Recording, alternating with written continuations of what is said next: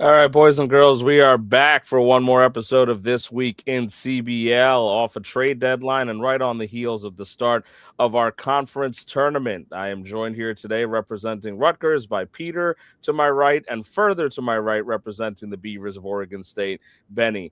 Gentlemen, how are we doing tonight? What's going on? Peter representing the NIT. Yes, the entire NIT. NIT. And simultaneously the best conference in CBL. So I got a lot of hats. I got a lot of hats in this show. Dude. All right, so I'm going to get some technical stuff going while you guys I saw you buying at the deadline, and I was just like, this man's going all in on the NIT. I mean, fuck it, we ball, you know?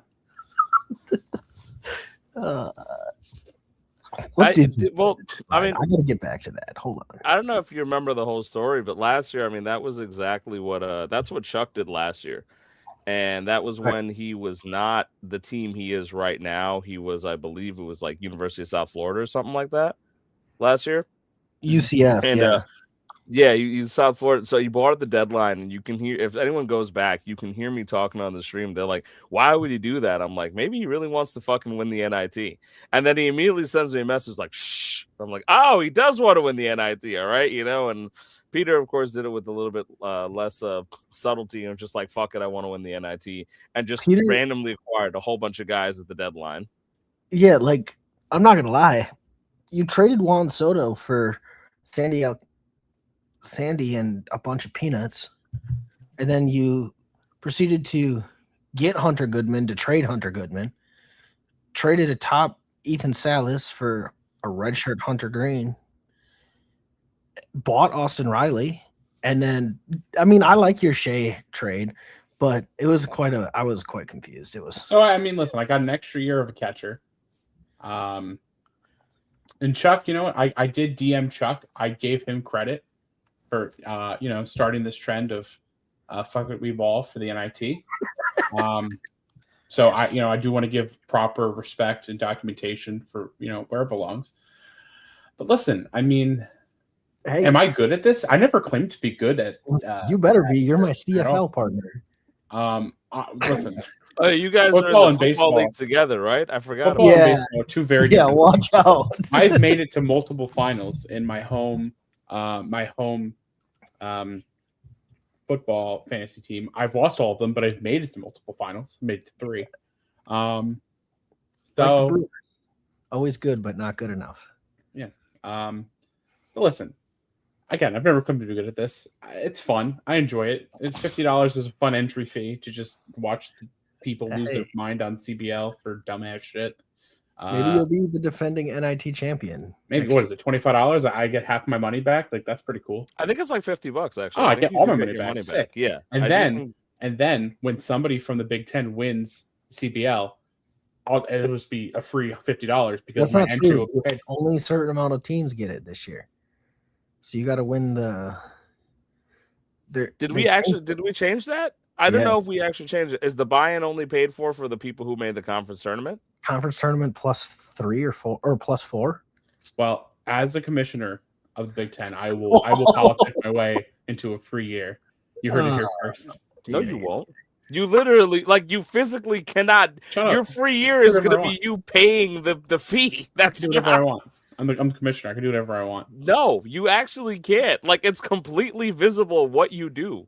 There is no way to do that. Tell what to do. Hey, Manfred. Listen, if Rob Manfred can get away with his chicanery and horse shit, then so can I. Yeah, Rob Manfred has the support of a bunch of evil billionaires. You have the support of me and a half-awake Benny because you just had a kid. That's you don't have the support of me.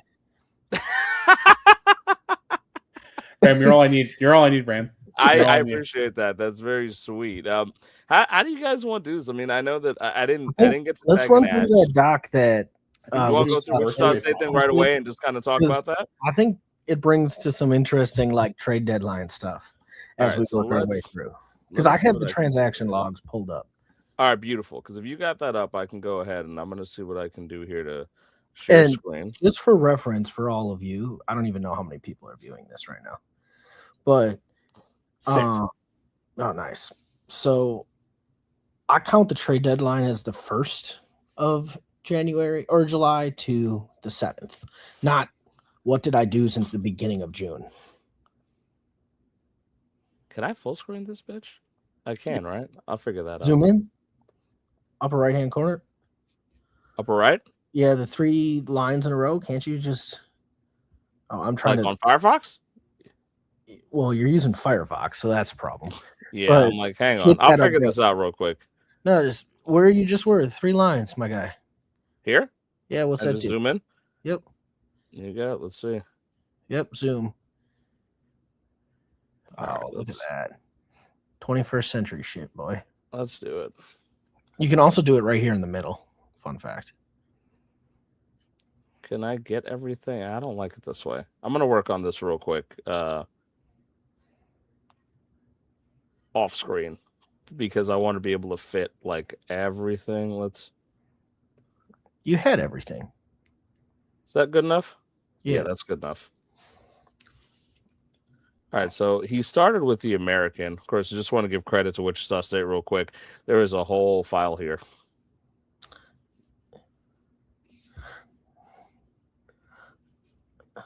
All right, so we're going to start with the American. And I'm going to work. Be disappointed if you think I'm going to feed the baby. She's just screaming right now, so mom's got her. I'm going to work on figuring this out in a different. Can I? Okay, I can still leave the window and it works beautiful. So you guys can see that real quick. So yeah, so this one was one. We were talking about the conferences, and I thought it was interesting when you look at like the overall records of this conference of just who made it, right? Like the American Conference, you have, I think Syracuse was under 500, if I'm not mistaken, 14-16. But as you saw, like they're on a heater the last 5 weeks. They had almost 8,000 points, which would be fourth most in their entire, or fifth most in their entire conference, which was wild. And I don't know if he's even made transactions. Like since when's the last transaction he's made? Truthfully. all right, I may have figured this one out real quick. So hang tight technically for 1 second as I figure this out, because I think, let's go here. Oh, he did make a trade deadline transaction.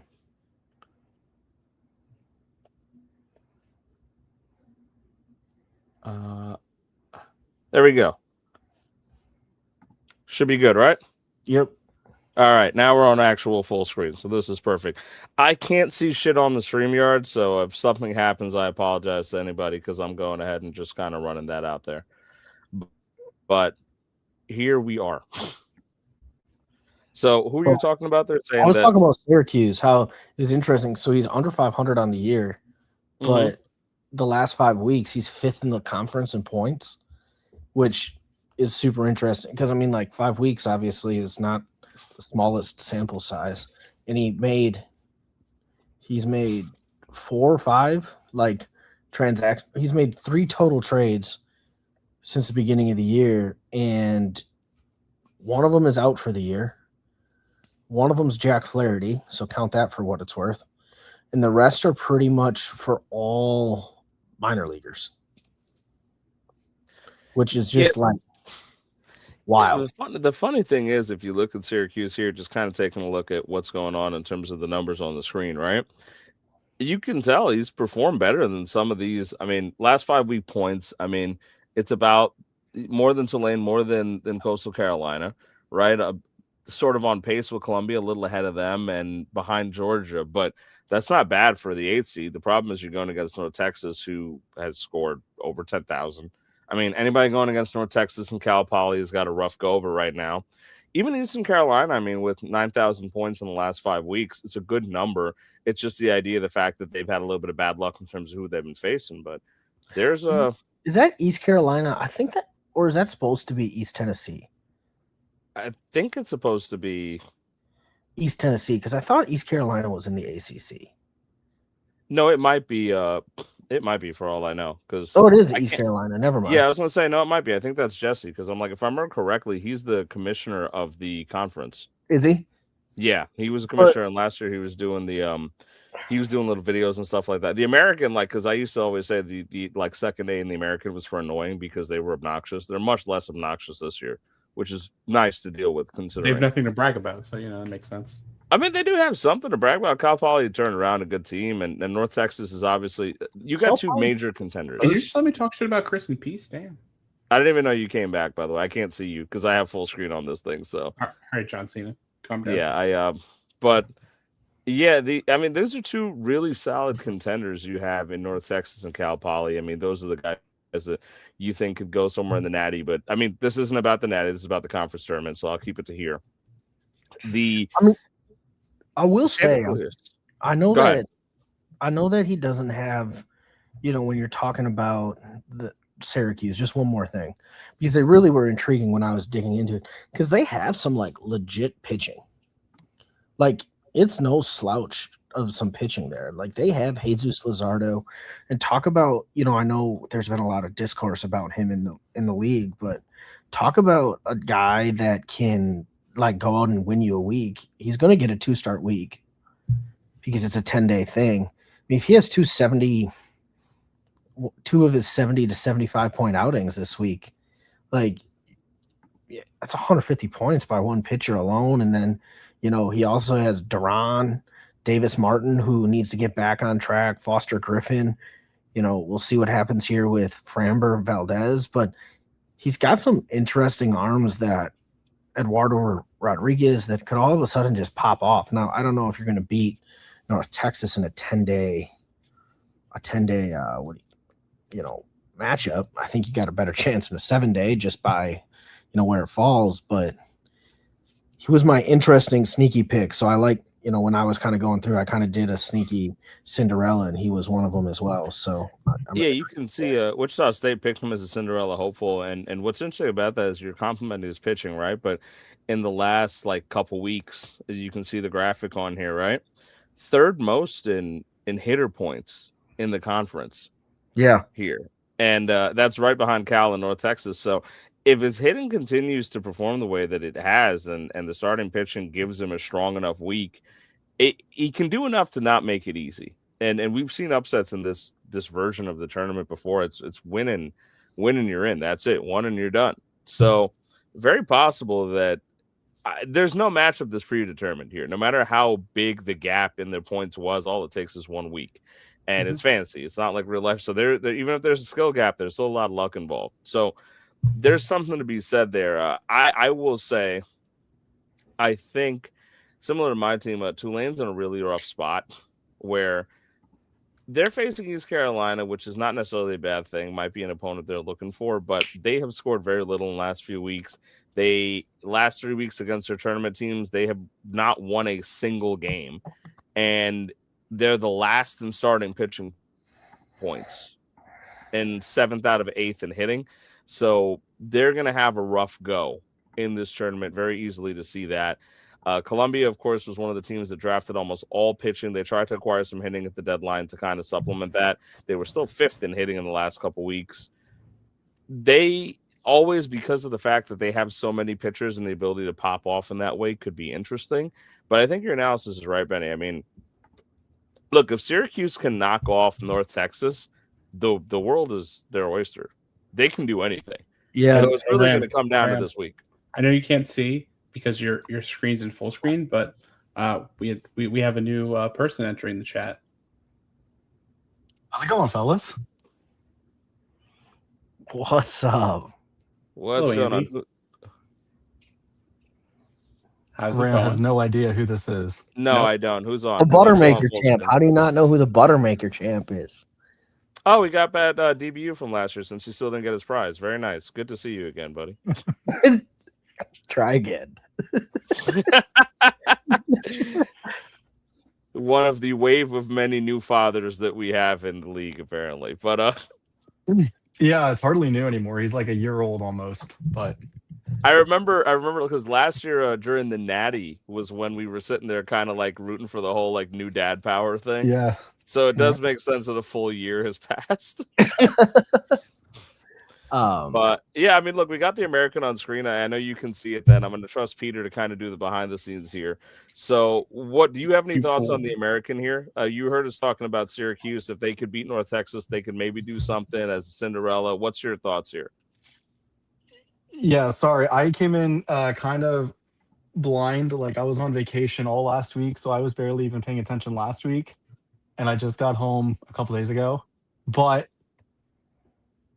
this is like, I mean, North Texas is like a powerhouse, right? Like eh, I don't want to say like you never want to say never here, but let me just take a look at Syracuse's roster here. I mean, I saw Benny say they're hot lately, like 8,000 points in 5 weeks. Is that what you said? Yeah, 5th in the conference. Like, where are they getting that from? What is that from? Well, they have Ryan O'Hearn, who had about 64 points in one day. Yeah. Ryan O'Hearn's bitch ass.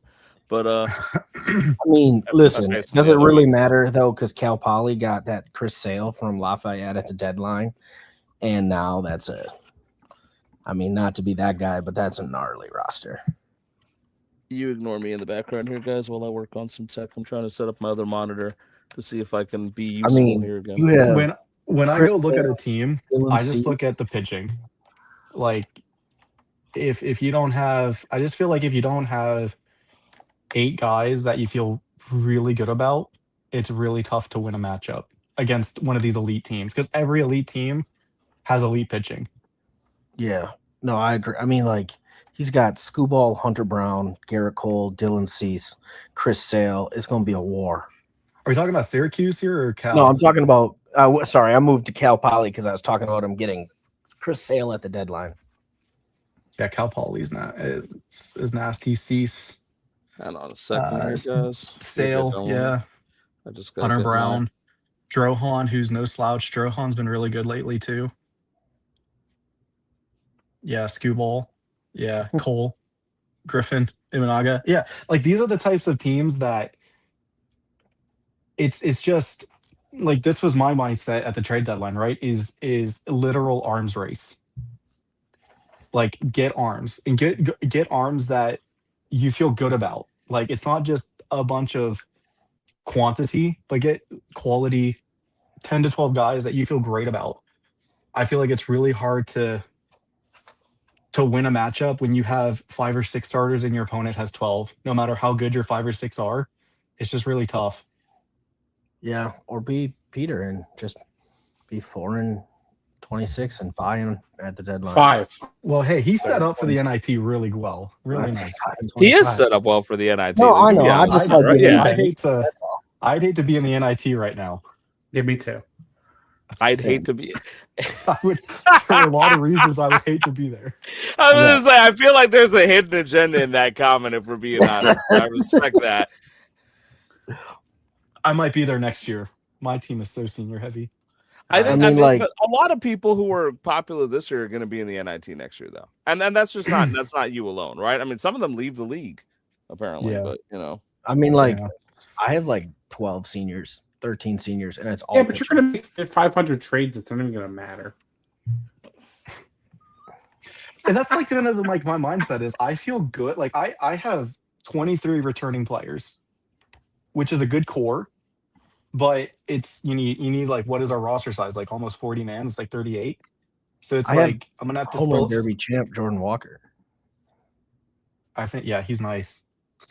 His swing in that home run derby was so nice. It was so easy. He's huge. I actually firmly did believe. I think I figured this out by the way on my tech side, by the way, which makes me very happy. So I'm gonna come back and see if I can. I think you said that 4 times. You want to come over here and do it? He's proud of himself. Leave him alone. He's doing his best. But yeah, I just need to get this full screened and then we'll be good again. But at least for now, it's at least displaying. But yeah, the home run derby was actually kind of a fun spectacle. I will say to the point of normally I laugh at Philadelphia, so Andy's here, so I should laugh harder. But the format, again, for what it's worth, to take 2 seconds on it is better than it was before. Thank God they got rid of the weird timer thing. It looks like it'll be fun again going forward. I don't know if you all got to sit down and watch any of it.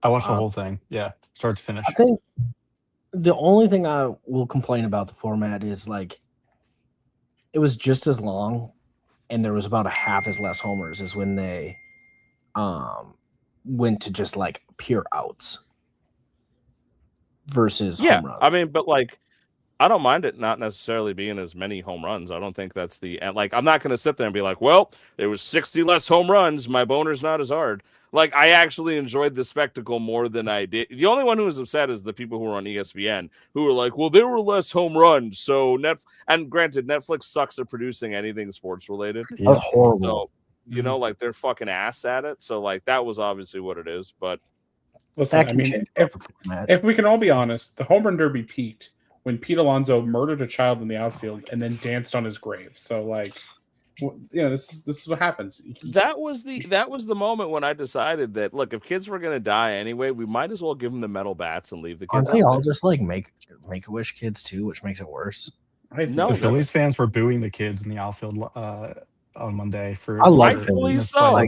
Rightfully so. Yeah. There's a kid that had a chance at a diving catch and he didn't take it. So what I will say to the credit of the Philly crowd, so you saw it, Andy. I mean, the Jordan Walker's parents were right there, like right above the dugout, and they had jerseys that like Jordan's mom and Jordan's dad, and Philly fans were kind of giving them like the high five and cheering them on too. And I thought that was sweet because it's one of those like, what are you gonna do, man? That's his son. He's clearly the proudest person in the world. The mom, the grandmother, they were so proud of him. I was like, this is a nice moment, you know, outside of the fact that they beat the devil in Philadelphia. It was really good. We enjoyed that all together. Yeah, it was electric. I mean, that last round, aside from Walker not getting the magenta ball at the end. Hey, listen. Which another thing, like whose idea is that? Like that the magenta T-Mobile. T-Mobile didn't it used to be gold back in the day? It used to be gold when we were like. Didn't it used to be worth more points? Yeah, it used to be worth like money or something. Yeah, I remember. So this magenta ball wasn't even worth anything extra. It was just harder to see. Rob Manfred's baseball. It's the best form of baseball. Well, it would be worth 2 points, but due to inflation, it's only worth 1 point now. So just got to keep that running. And that's why we get half the home runs in the Derby. And that's why we got half the home runs in Derby inflation. And why some would say, if you ask Peter, it was an average size Derby. Yeah. All right. Before we digress, before I move off the American, yes. Yeah. Anyone? I feel like this, other than the top two teams and East Carolina, you know, but like, look at how far behind they are in terms of like, you got 10-7 in points the last 5 weeks, 11-8, and then like, no, East Carolina barely scraping 9. I don't know. All I know is I've had a very one-sided rivalry with Syracuse. I don't think I've ever actually talked to the owner. Who's new? Oh, then I have no beef. It's whoever owned Syracuse Orange last year because they beat me in the Buttermaker before I realized my team. I was going to say, it's not the same. So, that was I remember that actually. So now really personally. So then I apologize to the new Syracuse. I was like, damn, this guy was. Maybe we can be friends. Yeah. But the old Syracuse owner, hate that guy. That's why he got kicked. Yeah, it's true. Conference powers. That's the sole reason I became commissioner, to kick him. I think the ACC is next, and I just want to. So do you want to do a prediction and an underdog? I want to get to this. Well, Wichita kind of beat us to that punch. Oh, did he? So this is what we're looking at here. The projection here that you've got North Texas winning by almost 600 here, Cal Poly winning by almost 1,000. East Carolina sneaking it out over Tulane, and a razor thin 4-5 matchup. That's not even Georgia. The closest one. There's a closer one somewhere down here. There is, yeah. 1 point. But I think Georgia Southern could win this tournament. Like sneaky. Yeah. Like I think they're is that your dark horse for the tournament? Yeah. They have the firepower to do it, I think. My dark horse is the number 2 seed Cal Poly. Is it really a dark horse? How the fuck is a 2 seed? A 2 seed is not a dark horse. I feel like you got to at least go down to 4. Yeah, like my dark horse is the guy that has scored the most points in the conference in the last 5 weeks. My favorite of my nobody would have seen it. It's just like. Also, he's going to go ahead as a Cardinals fan. He's going to take the hot take and go out and tell me that Albert Pujols was a good player. Whoa. Oh yeah, I'm not even going down that road with you. Absolutely. High What I flex will McGillicuddy over say, here. mathematically, to your credit, Andy, which is an interesting call out here. If you look at the screen on the projections, he is projected the third most points according to now. Wichita State system is obviously not gospel, right? But in terms of using close. the hard numbers, right? Cal Poly projected over 2,000, North Texas projected 1,800, Georgia projected 1,583. So I mean, if they can average over 1,500, close to 1,600. You never know if you're close enough to sneak out a win. Obviously, this is going to be a little bit higher than normal because of the fact that we've got that like 1.5 week coming in. So the teams that have like the aces are going to benefit from week one. But I think they have a good a shot as any. I'm not going to call them a dark horse, but I do agree with Benny that I think if I'm picking somebody out of this, I do think Cal Poly has the star power to just keep going through the tournament and kind of mash through what they need to. I don't see them losing this week at all. So I'll be clear on that much. And the thing here to remember too is that these 2,000, 1,500, whatever, they're doubled from what they actually would score. So when it's 2,100 to 1,500, that's more of like a 250 point gap and not a 600 I don't point think gap. so. I think this is projected based on 10 days. Is it really? Yeah, because he's got 30 starts. I think it's legitimately based on 10 days. If it's based on 10 days and he's putting out 21-20, everyone can just like half the. No, that's not even. Yeah, I don't want to be that guy. That's not even that unrealistic, though. Look at week one. No, we had to score 1,800 points. And yeah, it's very possible. And now this starts. team is stacked. It's absolutely stacked. Yeah. And trades have happened since then. That is 2,100 point. I guess I want to see what the other big dogs are projected. Yeah, but we'll that seems get there. high. 1,800 for North Texas. Peter, you have anything else on the? And that seems like American? a wide gap too, between 2,100 to 1,800. Do you have starts, anything else on the American, Peter, before I move to the next conference? Or No, you're good. Okay, cool. Because we're gonna get to the ACC here, and I'll let the guys keep talking. All right, so My here's the dark horse breakdown. is not Duke. He sucks. All right, so Duke is the favorite, and Wichita State Shockers pick to win. Virginia Tech, their 5 seed, is their Cinderella hopeful. Here are the raw numbers for what we're looking at. Duke, Ashland, Louisville, East Tennessee State, Colorado, Virginia Tech, Pitt Panthers, North Carolina Tar Heels, and the Florida State Seminoles. I mean, this is kind of another conference where we got a 1, 2, and the rest of the pack. Yeah, I mean, right off the bat, I'm looking at Pitt Panthers there. Last 5 weeks, they've had the third most points in their conference. And yeah, there's really not any separation besides Pitt Panthers between 3, 4, 5, 7, and 8. So that could be very interesting. Go ahead. Go ahead, Benny. No, go ahead. No, I was going to say, the only thing that I'll say about that is that if Duke gets knocked out, like if the top seed gets knocked out in a conference like this is where you kind of see chaos happen. Because when you have everyone kind of around the same thing, if Duke has a bad week and they get knocked out, which I doubt, but if it does happen, that's where you kind of see chaos take over and somebody figures it out and sneaks out a win. Yeah. I'm just looking at the other rosters here, just seeing. I'm gonna be honest. Anybody here. I said I was talking to Matt from ASU the other day, and I don't know if it's week one, but I don't think, and I love Andy from Duke, but I don't think he walks out of this one as the winner. His team, I just think that his team is good for like a 800 point week. More often than his team sucks. What? Sounded like you're about to say his team sucks. No, is it the number 1 seed? The ACC can't hack his it. Team, his team will be like top 10 in points for like 3 weeks straight, and then we'll go to like 780 to 870 points, like just consistently for like 3 weeks too. So if he finds himself in one of those, all of a sudden, like you run into a team like I know Louisville did some nice stuff at the deadline. And yeah, Ash did pick up some stuff at the deadline. I will say, to his credit, he made some moves at the deadline and kind of bolster himself. Very quietly did that. He got that free Juan Soto, right? Yeah, and he got that free Nathan Eovaldi. Listen, and if you want after the stream, I can share you some of the offers I received for that Juan Soto. I mean, he got Nathan Eovaldi that cost him Kyle Tucker, but he got Juan Soto out of it.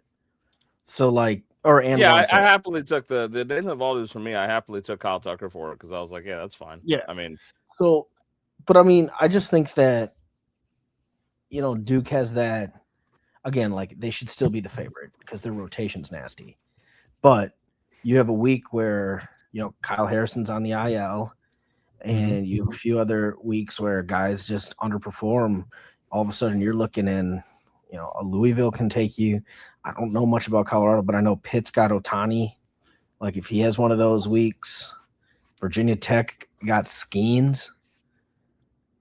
Yeah, so like you got a few guys there that have a puncher's chance. I still think he's the favorite, but I don't think he wins it personally.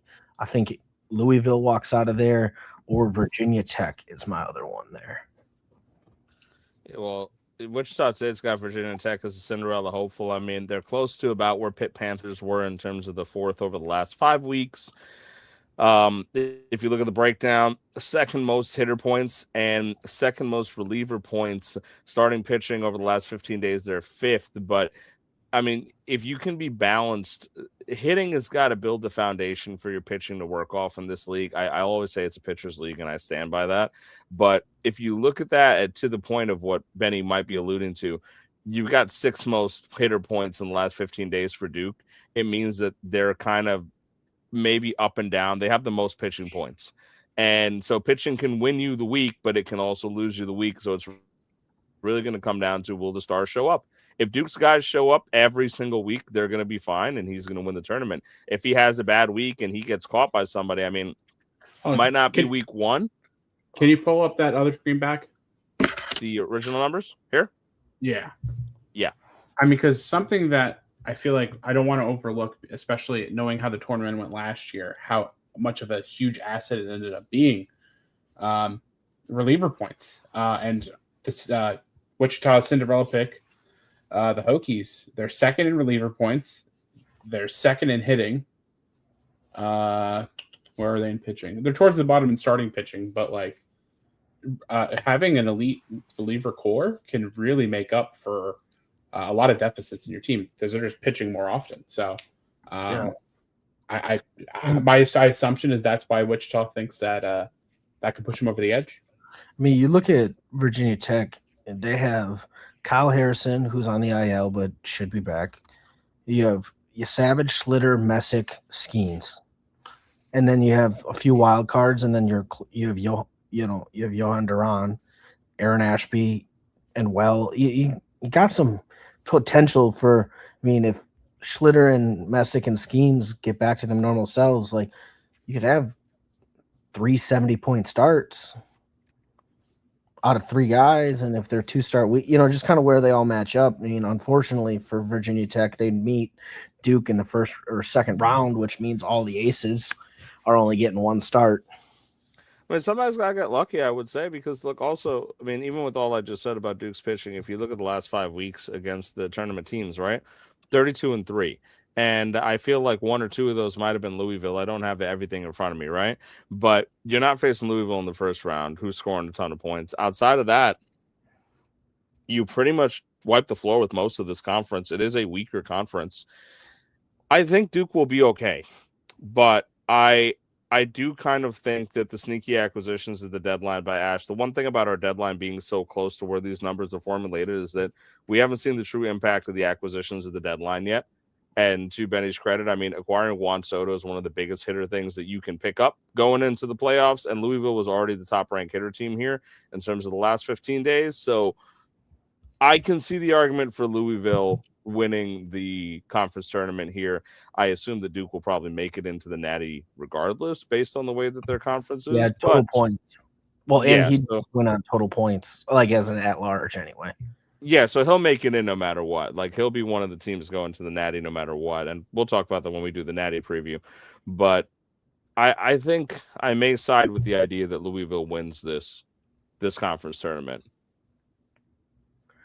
Yeah, he's got legit arms and deep arms too. So he's got, like you said, Andy, what did you say, 7 or 8 guys? I mean, At least, yeah. Bradish has been better as of late. Yeah, so he's got Bradish, Schlitter, Griffin Jacks, who's been good as a starter, Then he's got Evaldi, Mhm. Michael King, Robbie Ray. And then, from there, Max Fried, I think, is coming back soon. He should Yep. be. He's rehabbing right now. Yeah. So, comes back. That's 7 guys. And then you just got to hope that, you get an outlier from Andrew Abbott or, he's got Chase Burns too. I didn't even see that. So that's kind of a big one. Anything on the sheets here that surprised you guys, by the way, outside of the fact that Virginia Tech is the I'm gonna double check something real quick. I think that's the first underdog that is projected to win. Yes. So I mean, we've only did one in the conference, but they as an underdog are projected to win here, even though it's just 5/4. I think Louisville has a good chance to win this thing, but I don't think North Carolina is like an easy out. I'm going to be honest with you. I don't know if you've seen their rotation, but they have Kirby, Freddie Peralta, Chris Sanchez, Bradish, Cease, Rasmussen, and Yamamoto. Like, that's a pretty legit starting, that's a pretty legit group of starters. So they could get hot, and Louisville may not even make it out of round 1. Louisville, though, with the most projected starts in the first round of 31, 31-20 is rough. That is rough, and that is so hard to do. Like it, you just got to have your -67 Chris Sanchez start. Yeah, I think you legitimately need your opponent to have negative starts for you I to think be able to overcome that. The only counterpoint would be is just like two of those starts is Jeffrey Springs, 2 is Andrew Abbott, one of them is Javier Assad, and then 2 of them are Walker Buehler, 2 of them are Rhett Lauder, 1 is Patrick Sandoval, and 1 is Christian Scott. So yeah, sure, great, cool. Like, I don't want to say whatever, but it's not like they're a sure thing, plug and play. Like, they could easily just go out there and get 5 or 0. But it's darts at the board. They could get 40. You know what I mean? Like, it starts at the board. It's more ammo. It's more. Because the thing is, even if they get 7 or 8 points, it's still added on, right? Because like an extra 10 starts, if they just get 5 points each, 50, 70 points here, that becomes tougher. You need a heavy negative, right? And I've seen it myself. That's the only reason that I won something last year. You need a heavy negative to give you the ability to do that, and you got to hope your guys that you do send out there do not give you negatives. Yeah, it's interesting, but I think they'll be okay. Yeah, I mean, obviously I would assume they would prevail. I just think of you look at Arizona State the last couple weeks. He's been struggling, but he's got a lot of those number 4 or 5 starters in rotations, and they aren't doing negatives, or they're negative 10 to 10, and then all of a sudden you're losing to league average 3 out of 4 weeks. And I mean, like I said, I'm one of those, and I don't know if I was talking to you, Andy, about it at one point or someone else, but at some point, starts are starts, but they at least have to be good starts. I wouldn't consider Jeffrey Springs a good start. I wouldn't consider it a good start either, but it's still 31-20. That's a huge discrepancy. In a normal week, I feel like the number goes maybe more +6 than +11. Yeah, and to the point of the 31 too, if you look across the board and kind of in tandem with what Peter was saying earlier about the rest of the conference, right? You look down at the 4 or 5 matchup, for example, 15 and 14 starts, right? I mean, if your opponent is doubling you in starts for the week, you're pretty much asked out. There's almost no shot, right? And I'll touch on this when I talk about my matchup too, because I'm an 8 versus 1, and the extended week is the worst for an 8 versus 1 because a lot of those 1 guys do have aces that are going to go twice. So you might end up getting Springs twice, but you're still going to get your ace pitchers twice, which makes it much harder. The Phillies and Mets play on Thursday too. So potential, that could be a 3-start week for those 2 that start on Thursday. Yeah. If they go Thursday to Tuesday to Sunday. As a Nolan McLean owner, that makes me very happy to hear. I think it's just really, like I said, when I was looking at a lot of these matchups, and I liked North Carolina's stuff. I mean, he cancels out the Bradish from Louisville specifically, but I'm taking Dylan Cease, Drew Rasmussen, Yamamoto, Chris Sanchez, and then pick Freddie Peralta or George Kirby over the top five guys that Louisville's rolling out there. I just want to to say thank you, Matt, by the way. Yeah, same. Yeah, like, go ahead, Peter. Yeah, you listen. You make this conference proud, not only by a great team, but by the great contributions you make to CBL. So just thank you for doing what you're doing. We greatly appreciate it. I do want to say thank you, yeah, for putting this together. I think it's a lot of fun to have this to discuss on air. I sincerely appreciate it. It's a lot of fun. So thank you.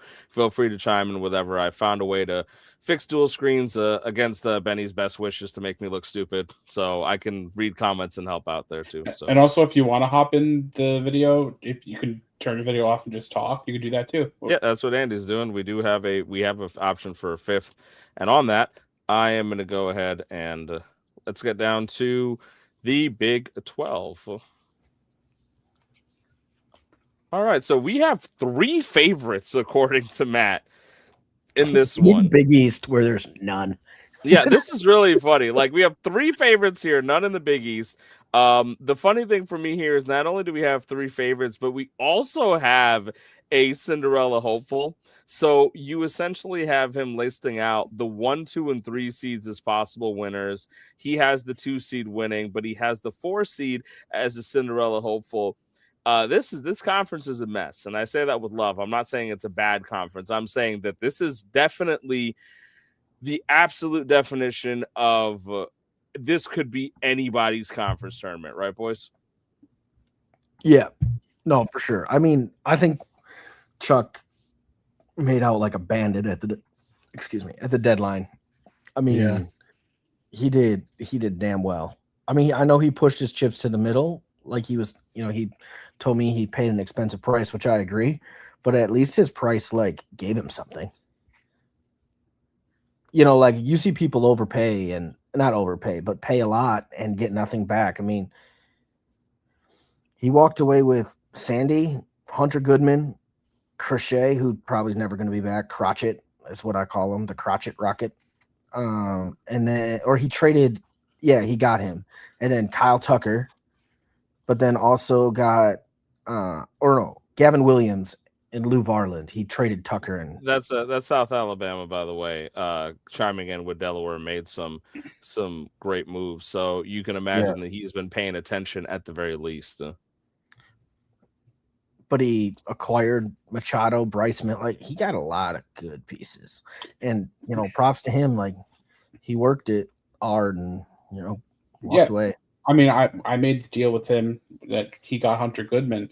Honestly, the fact that Hunter Goodman was going in for x-rays and possibly was going to miss some time is the only reason why I made the trade with him.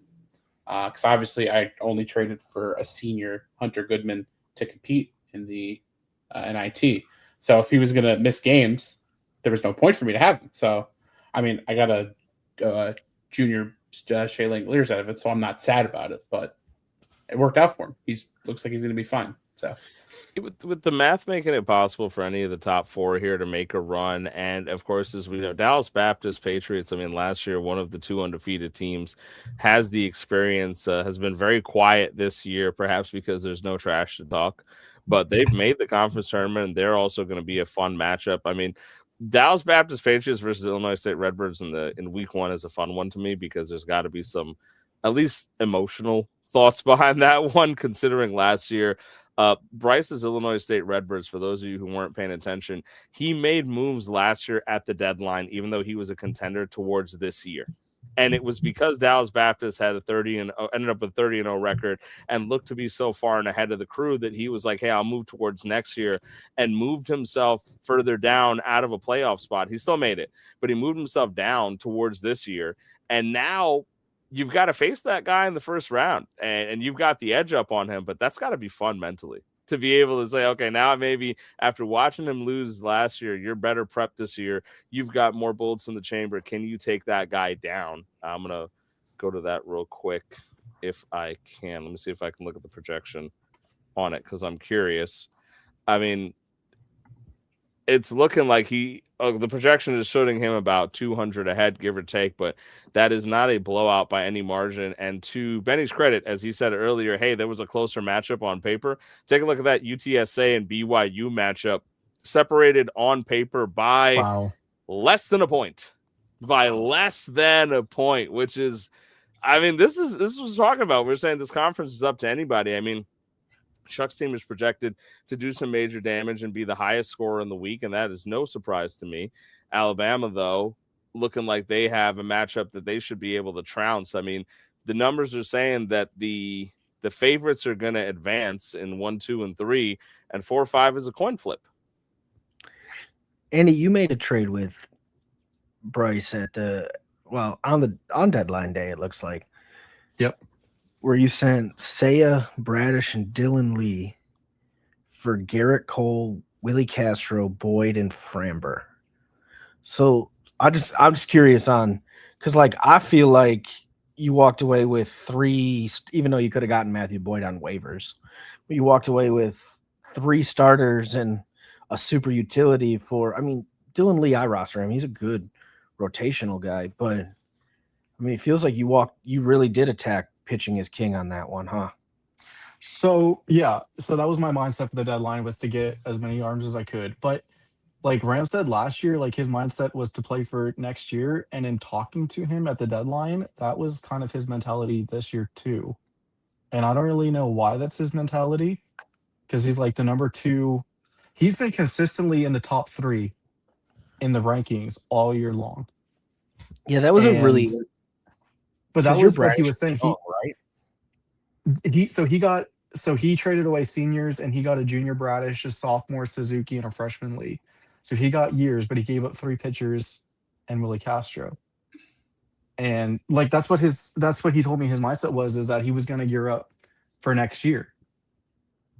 Which I thought was interesting. This year as one of the top ranked teams. If you guys remember the top 25, I mean, he was I think almost the odds-on favorite to begin the year, if I remember correctly. He's been there all year. Yeah, he's been number 2 like for the majority of the year. So now I pose this then to you guys here, especially because I mean the two of you, Andy and Benny, you're pushing to compete, and Peter, I mean you're pushing to compete too. In the NIT, you're still pushing to compete. Do you think there's a point? No, do you think there's a point where you kind of have to say I should push, kind of mirroring what Chuck did? I mean, do you think it's an idea that, well, Chuck went ahead and he went all in, so I may not be able to get past that, or there's too many natty contenders, or thing is too conservative? He's going to make the natty no matter what. He's top 10 in points. So that's where it's really interesting is, but here's the deal. Like, and this is not ripping on your trade, Andy, but like Framber hasn't been great. Garrett Cole's coming back from injury, hit or miss, and Matthew Boyd is Matthew Boyd. And I would say Bradish has been good the last month. I haven't really paid. I mean, I don't have him, so I haven't paid close attention. But like he's been back to semi-normal that he was pre-injury. So I would say like you gave up Saya, who's been hot again, and you got 3 higher upside arms, but it's not like he traded away guys that were like 45 point per game arms. I think would be like the counterpoint. He's trading away a Garrett Cole who's been up and down. But I mean, I still like it, obviously, for you, Andy, but I can get it. But it is confusing to me because, like, does he see what Chuck did? And is he in here? I'd love to know. Because, like, does he see what Chuck does going all in and then it's like, I'm going to tone it back and see what's up? But even then, like, looking at his roster, he still something that Varno and I have said to each other in the past is anytime I see him in the trades completed making a trade, it makes me want to go out and make a trade. Like, it never makes me want to sell, like, because, Varno got better, I want to sell. It pushes me to go out and make my team better. Yes. And I've seen the two of you do that, right? Not necessarily like calling it out, but like it's very clear that you all watch each other's moves and try to compete with each other. I am a little bit stunned, to Benny's point too, because that's what I was alluding to, that this is a team that's going to make the natty anyway, right? So even if they lose the conference tournament, they're going to make the natty. And so for me, it's almost too conservative, I will say, just because I think they know what they're doing. Granted, they live to compete another day, and obviously, I know. I think sometimes you can push to the middle. You and I kind of agree here. I think flags fly forever. You kind of push. It's almost more like he retooled than anything else. It's not like he's super. Well, it's just really interesting because like he acquired a bat and traded arms. Yep. I'm not questioning him. He's really good at this, but like he acquired a bat. He's still projected 25 starts when he has Aaron Judge and Joe Ram and Wilson Contreras all coming back from injury, and he rolls out now. I mean, he's got Ivan Herrera, Devers, Kettle Marte, Murakami's back, Lindor is back, Michael Busch, Terang, Jordan, like Suzuki, Shea. Yeah, Mookie, I know. It was hard to find space in his lineup to even offer him a bat. Yeah, like wow. I mean, I think he'll do well. I He'll be will fine. for you guys here now. Give me your picks for who's coming out of this conference tournament. Andy, I'll start with you. Who do you think wins this conference tournament? I'm gonna go with South Alabama. All right, Benny. I'm gonna take Chuck. I just think I'm taking Chuck in Delaware. I think he's just got too many high octane arms with a really, really good bullpen. Peter? I am taking Chuck as well. I am also taking Chuck, but on the basis of his trade deadline. Essentially, I'm taking Chuck because I think that he did enough to get by. But I do firmly believe. I mean, we're only a few conferences deep, but this is the one that. Oh, it looks like Wichita State is going to join us, which is great. Yeah, I think you could take any of the top 3 guys. Yeah, you could, just like he did here. Yeah, like, and I would say like, I like DBU's roster, but I just think that matched up with Illinois State in the first round is a tough one when you're coming off. I think DBU should just be proud to be here. Yeah, honestly, it's impressive. Hi, Matt. You're muted and you're trying to talk. Oh no, yeah. I was just listening in on the conversation a bit. Yeah, I almost went DBU for my sleeper there, but the more I looked at those top 4 teams, I just feel like UTSA's been on a pretty good run themselves. They've been ranked this season, I think, too. Like, yes, they have. They were low ranked before too. Yep, they hover around like 22, 23. Hey, can we talk about something before we go too far? Can we talk about these Bobby Witt and Connor Griffin trades that just went down? There's 2 of them. One of them was straight up for Bobby Witt, which involved UTSA. I love that for him. But then there was one that literally was like, it felt like, I know it wasn't prospects, but like you just saw that it got Connor Griffin, and then we traded. What was the Connor Griffin trade? Hold on, sorry. I typed in Bobby Witt. So Connor Griffin just got Bobby Witt, and then after that it gets traded for Ethan Holiday, and like Luis Garcia and another prospect, Emerson Valdez. Ew. So it's just it was very confusing when you see the market set at Bobby Witt. Okay, cool, sold high. Right. Like we can bring it down a little bit, but like you're going to take a 2 non-debuted guys, and I would say Luis Garcia's having the year of his life. Isn't Valdez up? Is he? He's the Pirates player. Yeah, right? he's been playing. He's been playing well, actually. He's the Pirates player, right? Yes, I've heard crazy comparisons about Valdez. He's been hitting really well. He has been hitting very well, but it's been like a month. Correct. But yeah, I mean, he's averaging 9 points like a game. 2 months. You only need him for 2 months really right now. That's true. I mean, I've heard crazy things about Valdez. Like there are people that think he could be a legit good hitter, but yes, still. I mean, I'm mistaken, so maybe it's not as bad on paper then. But still, I was like, you go from Bobby Witt, who's proven to be that guy. And that's the Nationals' Luis Garcia, I assume, right? Who's having a career year. It's because the other one is dead because they surgeried his arm again. But okay. I do want to ask you guys then your opinion on that, because there actually were some mixed opinions on it. I'll stay here on the biggies before we go on. It was, I believe, a freshman Connor Griffin for junior Bobby Witt, right? And so you don't really assume a red shirt in any situation. I know some might in looking at the trade. Some people said they like the Connor Griffin side of the trade just because of the years, right? I mean, I think I always take the better player in the deal. I think you trust in Bobby Witt, but isn't there not a possibility that the Connor Griffin side ends up being the more fruitful side of the deal? Yes.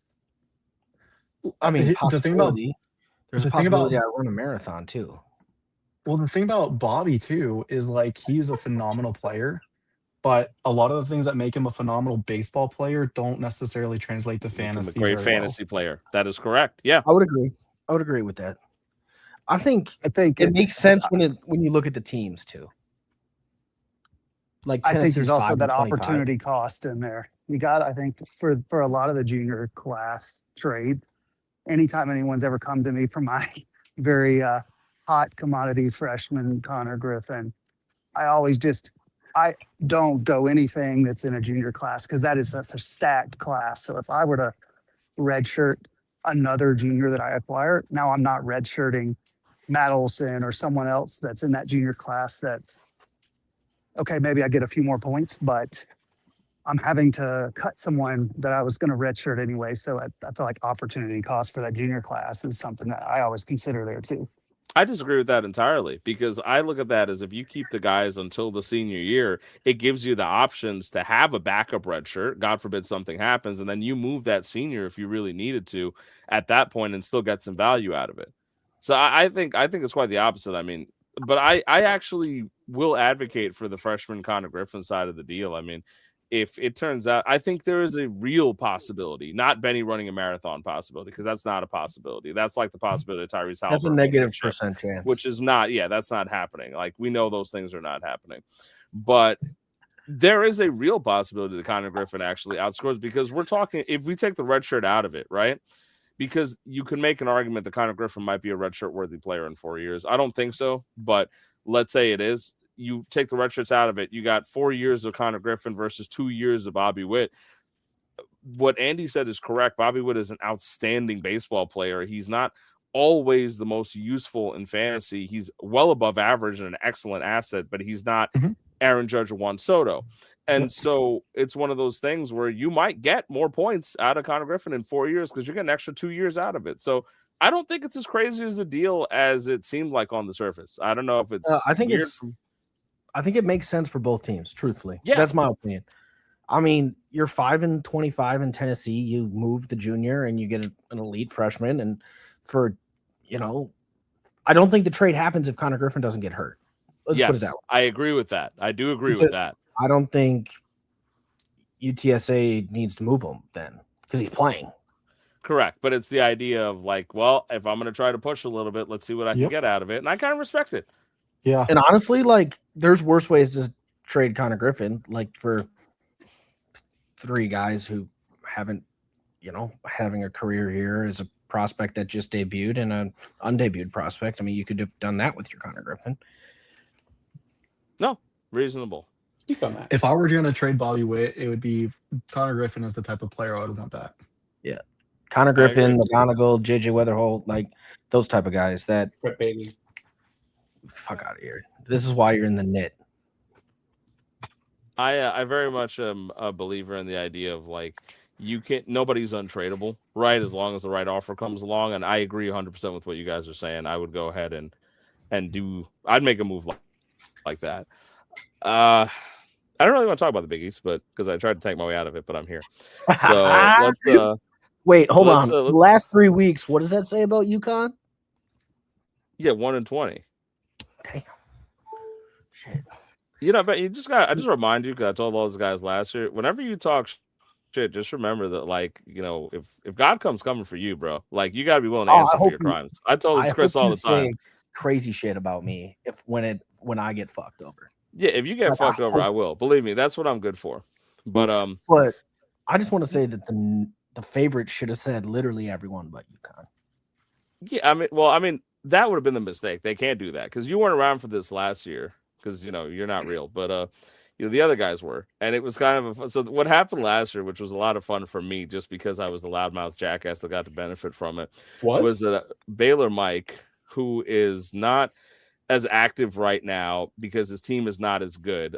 He has DBU syndrome. He only trash talks when he's ahead. Front runner, Tyrese Halliburton syndrome, we call it. They only talk when they're ahead and they're doing good, and when they're not, they don't hear anything from them. Beautiful front runner syndrome. But Baylor Mike has a really good system, and that's an actual non-sarcastic comment. He had a very good system, similar to the way Chuck does his top 25. And what Baylor did was he would always kind of like if every team faced every team every week. And so that was how he used to do his rankings. And he used that to quantify what he thought was the tournament rankings for the conference championships last year. And the joke of the matter for those who haven't been around was the fact that he gave my team a 0% chance of winning, which was literally the worst thing you could have done to an idiot like me, because I went ahead and reminded everybody that the UConn Huskies can't do math.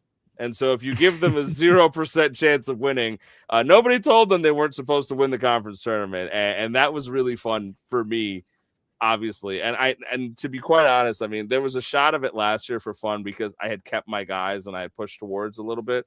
I sold off all my seniors with the anticipation that I just wasn't going to be able to do what I would love to do this year. And you can see it here. I mean, the big part of it is just looking at the numbers, right? My hitters stopped hitting and my starters stopped pitching. And the only thing that somehow kept me alive is that I'm like a little savvy on relief pitching, which is You lost the DH. All your hitters. yeah, like it's so, and they all sucked at once, and it pissed me off because like I was kind of hoping that there was going to be a shot where I always wanted to compete in the conference tournament just because I'm always the advocate for like, hey, make it and just do what you can. But you can see here, like mathematically, I don't really have a shot, and I sold off my guys. But what's more important, I think, and I was alluding to it before in talking about the tournaments, right? The 8 versus 1 matchups right now, the underdog matchups right now are the hardest they'll be because of that extended week, because a lot of the teams that are 1 seeds or even the 7 versus 2 seeds, right? They have high-end pitching that's going to guaranteed go 2 or even 3 times, as Andy alluded to. And it's going to be just hard to match up against something like that. I mean, if you look here, I mean, the only thing that's weird to me, and I have Matt on here, so I might ask, that projection doesn't look right. The idea that I'm that close, like 250 points is not an insurmountable gap. The conference isn't that and good. So if he has 14 starts only, that's not an undefeatable team. That might be why you didn't put a favorite down. I mean, Seton Hall for the longest while I thought was the strongest team in the Big East, and I was also rooting for them because that's my friend Luke. They are projected one of the higher scorers here. Binghamton and Oneonta are projected more. I know when you got asked to do it, Matt, you did post that you thought Binghamton was going to pull it out here. Binghamton's a friend of Luke's too, but you did not put a favorite here. Be the favorite, right? Say again? Bryant has got to be like the non-listed favorite of the favorites. Yeah, he has Bryant listed as Cinderella, and I fully understand that because when Brian had his 0-2 week in the beginning and people were like, oh, they dropped out of top 25 and people said Brian's not that good, I was right off the bat saying, like, you guys are wrong. Like, Brian's a really good team. He has way too much name value and popular, like, talented players on his team. And you can see it here. I mean, the last 5 weeks, he is the 3rd ranked points team. So he is very, like, that's your, if you want to say dark horse because it's a 5 seed, you know, that is your real dark horse candidate to win something here. And he needs a little luck. But if you see here in the last 15 days, he has the best starting pitching in the Big East. And he has at least had some good hitting. He's 3rd most. New Hampshire Wildcats are surviving off hitting and relieving, right? And so this is going to be an interesting one because on paper, New Hampshire's wild. They got Hunter Brown and Chris Sanchez. Can I make a bold proclamation? Yeah. UConn beats New Hampshire. The New Hampshire Wildcats. Don't do this. Don't do this.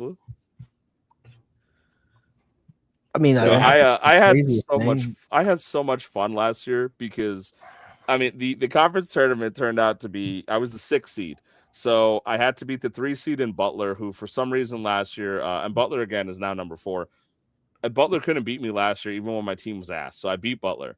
Then I had to beat the 2 seed in what was last year, the Bryant Bulldogs, beat them, barely edged that out. And then I had to face Rhode Island, who was 30-0 and hadn't lost to that point. And that was just fun trash talk between each other. I know Rhode Island has like a Ram voodoo doll in his house and has stabbed it multiple times this year, which I feel it when he does. It hurts me. I thought this is just stuff slept with. It's a love-hate relationship. But Rhode Island would have maybe made the 8 seed here and they had a shot against one. They did not. They missed by one game after last year's 30-0. And but there's a reason, arguably, that there's no favorite. Matt, was that your in the hardest Big conference East, and to that's pick? 'cause- That was hardest, probably not. It was the saddest to have like, to try that's and what I mean, figure like- out. Like, I Like think it's the whole point differential you're looking at with UConn and New Hampshire. Like New Hampshire's the 1 seed. They're 81st in points the last 5 weeks. They're 41st the last 3 weeks. UConn's just the reverse. They're 41st like the last 5 weeks and 80th the last 3 weeks. So they're really kind of neck and neck. UConn just hasn't beaten any of these tournament teams over the last several weeks, but like no one's doing very well outside of Bryant, I feel like. So I probably should have put Bryant as the favorite. I was trying to avoid putting like anyone below a 3 seed as like a quote unquote favorite. you were But trying to be politically correct and not. I was trying to help. Like none of my Cinderellas are a 3 or higher. It's got to be a 4. Yeah, no, that's the right or way to do below. it. That's the right way to do it. And you wanted a 1, 2, or 3 favorite type of thing, so that makes sense. Is this Jim from William and Mary, by the way, that just said? Yes, Yes. that's Yeah, William you don't and have a chance. Mary. In the most respectful way. Weren't you a seller? Yeah, William and Mary. I'm sorry, you're. I went back to William and Mary just for a second there. Yeah, I thought you were selling at the trade deadline.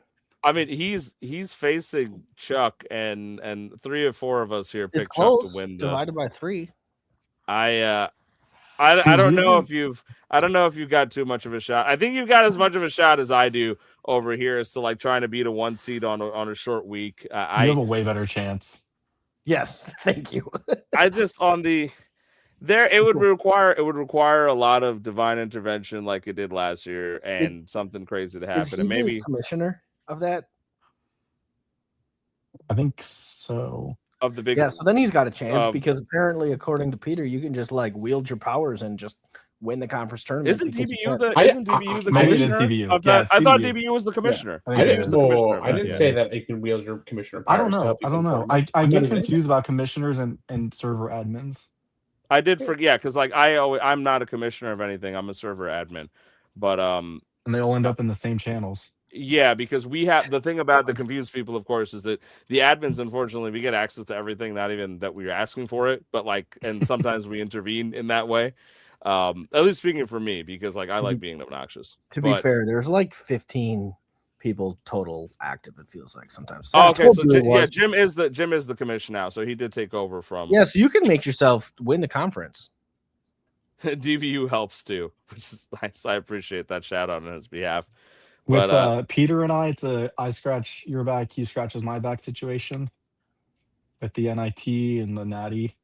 Yeah, we're gonna. The Big Ten's gonna have dual champions. Isn't that crazy? Dual champs, the Big Ten sweeps it. Hey, listen, if your conference wins the double, that could really be and the Buttermaker. Right? Don't forget. I mean, winning the Buttermaker is like winning the NBA Cup. So Andy has a chance to do something special, like the New York Knicks, and we know Andy loves the New York Knicks because nobody reacts more to me and Peter talking about the Knicks in the trade channel than PSU. Actually, by statistic emoji reactions, nobody has reacted more to Knicks posts, regardless of what those reactions are. But nobody's reacted more to the Knicks post than Andy, which we appreciate.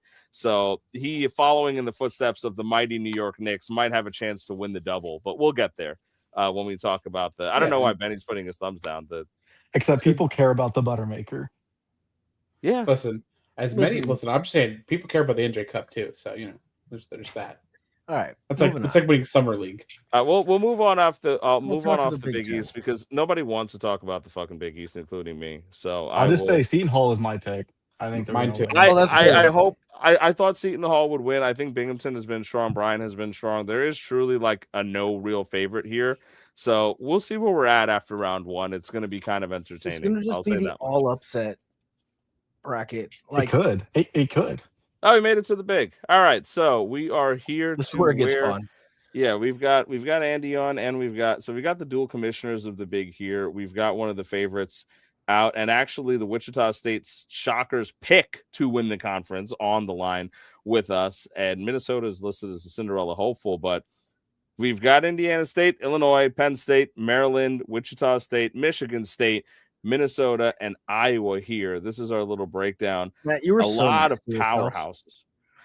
You didn't list yourself as like the Cinderella hopeful, which I know Minnesota, but like Look, there was some psychological aspect to that. Like I don't want to put myself on that chopping block for the bad karma. well, I shit, am second the last 5 weeks in I points, hate but that you have you me as the know, favorite. I had to put it Don't worry, he has 4 teams. somewhere Three else. teams as the Look, favorite, know. so it's fine. there Andy, are two you have conferences. outscored everyone by over 1,000 fucking points this year. I don't care. Make Varno the favorite.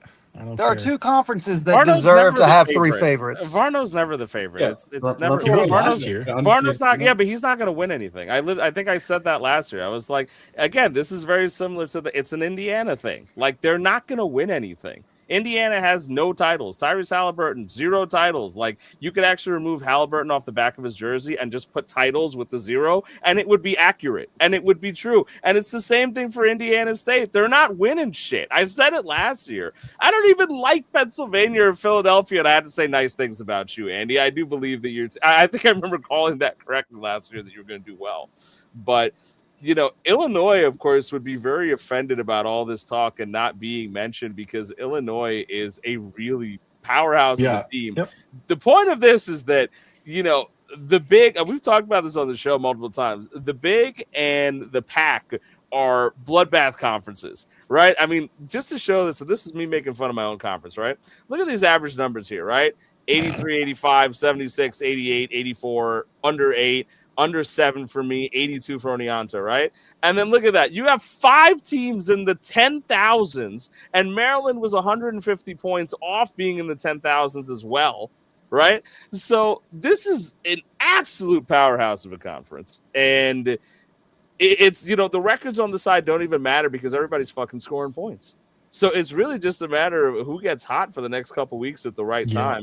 I'm going to go to the projection screen real quick. Look at these beautiful numbers, right? 16, 15, 15, 13, 16, 18, 15, 16. This is going to be – somebody's going to lose out in this conference that is going to want to be relegated to another conference. Like there all are 8 people of these teams could have a Yeah. legit argument to be in the national tournament. Yes, absolutely. Except maybe And- like Iowa and Maryland, but like, you know. Most they're fine. respectfully to you, Peter, any of these would dog walk the knit. Yeah. Oh. Okay. Yeah. I mean, they made the note. Of course, every conference team. Which is a shame because, Oh, like, if I was Iowa or Minnesota, like, I think they just made the conference tournament. over Yeah, a few other I think teams. the 18 was up for grabs for to the last Yeah. last week. But you Yeah, can the see last 2 weeks. outside of Michigan State here, right? One of the themes of the Big is that they have a large amount of starting pitching, which Andy had kind of tapped into earlier when he talked about getting arms. He, by 1, has the most projected starts of this week. But as you can see here, he's tied with Iowa with 25, right? Indiana has 23. Illinois and Minnesota have 24 each. Maryland has 24. Wichita State, who's on the call too, at 23. Like, this is a conference that is clearly setting the mark of points. And you talk about pitching as winning. Yeah. 25 starts per team basically is what's going to really do Only one team in Michigan State has under 20 starts.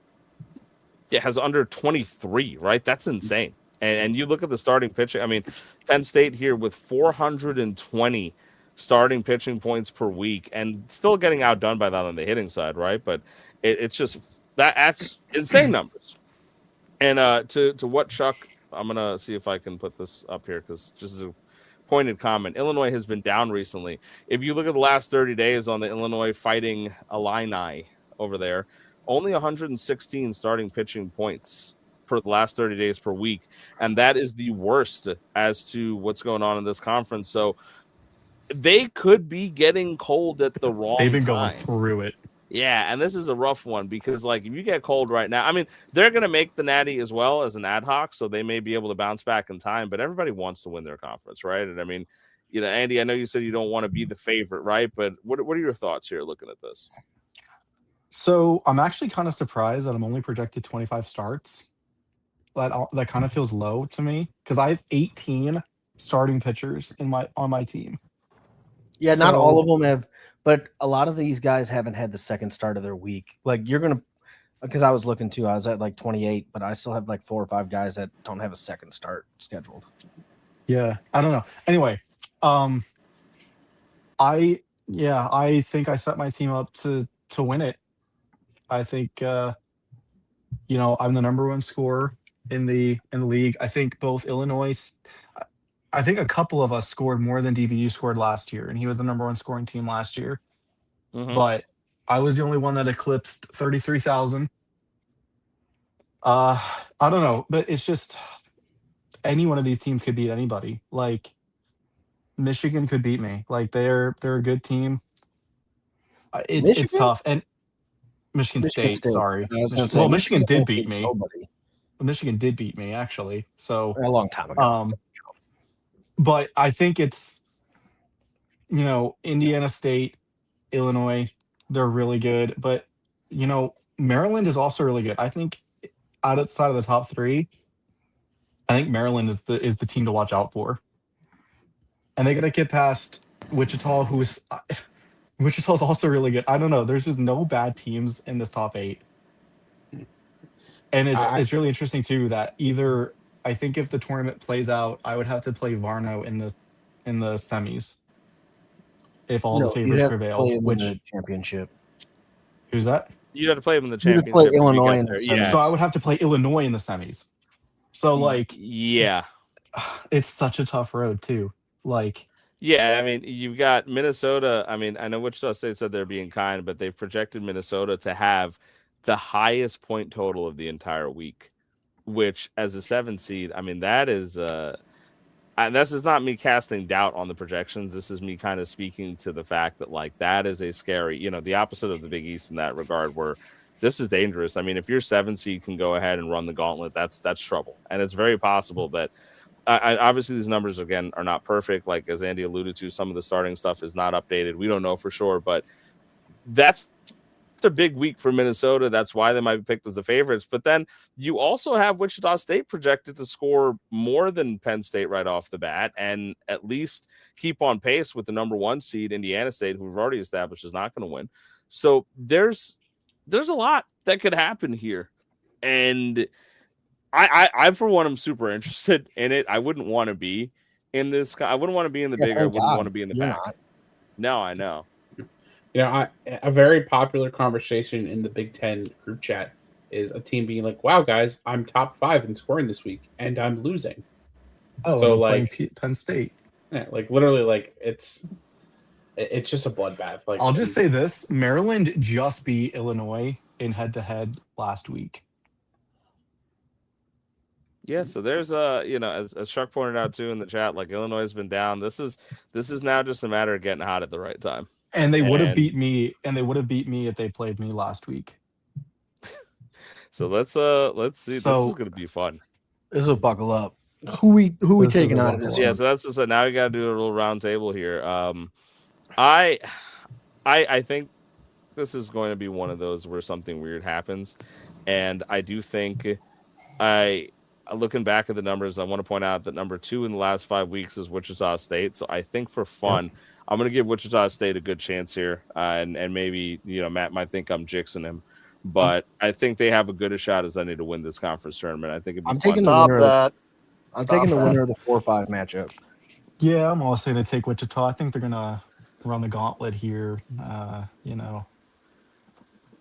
I appreciate that because I'm just going to ride the wave of Rutgers going to that NIT championship. Yeah, Fucking hell.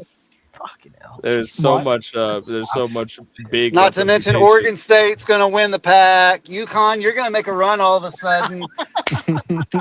No, but for real, I do think the winner of the 4-5 matchup I think we've talked. I think they're going to end up.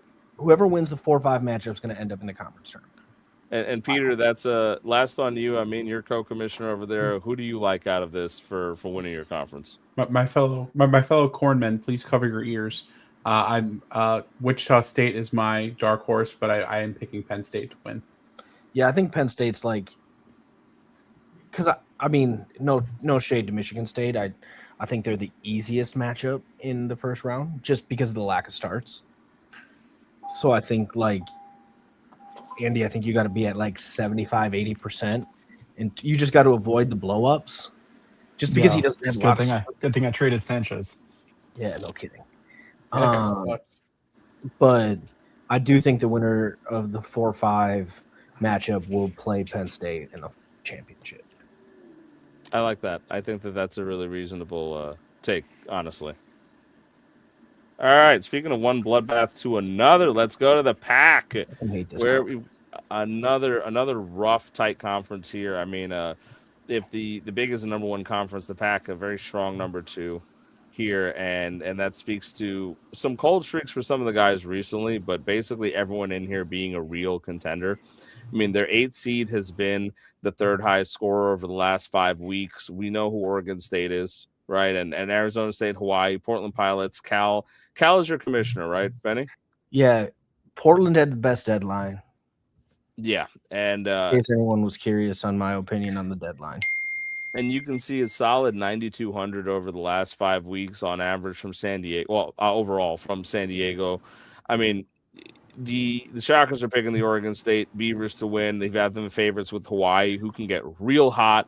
Washington State Cougars listed as the Cinderella hopeful. Matt, since I have you on the call, and there's a lot of choices here, why did you pick Washington State as the Cinderella as opposed to some of the other squads here? Yeah, I think for me it was just the last 2 weeks. I put a lot of weight into how folks have been performing recently. So yeah, they're a little lower on the starting pitching side, but when I've been going through and kind of doing some of the situational uh, snapshots the last couple of weeks for who needs to do what to get in, every time I've looked at Washington State, I've been like, okay, they're actually performing well the last several weeks. I think the fact that I almost went Stanford, but having to face the mighty Benny Beavers is going to be a lot for Stanford. If they had kept the 7, they would have been my pick. But also, Arizona State is probably my Suck. least favorite 2 seed. I keep looking and I'm like, something's wrong. How are they the 2 seed? But they started off really, really well. Now, granted, they ended really well last week, so that could blow up in my face. But I just think part of it is also they get, of the 6, 7, 8 seeds, they get the easiest matchup facing Arizona State. So I think for me, they have the easiest road to kind of sneak in as that Cinderella, and they've performed well. Great point. Great point. This conference is fun. Yeah, I think this big. comes down to Oregon State or Hawaii here, and Benny, I asked Andy for his conference, so I've got to ask you. I mean, what do you want people to hear? What do you want to say? Like, what's going on in your head? You are the odds-on favorite. You were picked, right? Mathematically, you're the top scorer over the last 5 weeks, so the numbers favor you too. You've got the second most starts because Portland's got a whole bunch of freaking starts, Brad. But I think that might be inaccurate. You may have a few more. What are you thinking? I would agree with Matt that Stanford would have been the Cinderella pick had they kept the 7. Unfortunately for them, all of their top pitchers I also own. So it's going to be a washout in terms of like they just don't have the arm. I mean, their third best pitcher is Brian Bayo. Like in terms of like that I don't own. So I think that's unfortunate in that respect. I'm mostly terrified, truthfully, I'm mostly terrified of that 4-5 matchup because I do think Portland had the best trade deadline. I thought they got really, really good. I mean, they added Alex Bregman, Jazz Chisholm, Brandon Lowe, and they cost them Mike Trout. And then Yeah, what was that trade, by the way? yeah. And then they added Drew Rasmussen, Hunter Brown, and Corey Seager. I mean, they got really good. And that team is really good. Yeah, they are. So I would say, like, Yeah, it's just an interesting. I do think I match up well with Hawaii. So I just in terms of like what we cancel out, because when I was looking through a lot of this, I did a lot what Matt did of just kind of like who would I take out of each conference, and there's a lot of really good players and a lot of duplicate players in this conference as well. Like there's multiple Ozzie Elbies, there's multiple Hunter Browns, where in other conferences it's not like that. So yeah, it's just an interesting.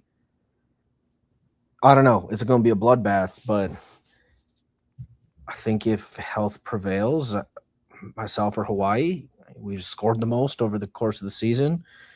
Otherwise, I'd say if it's not Hawaii or myself, I'd say it's whoever's in that 4-5 matchup.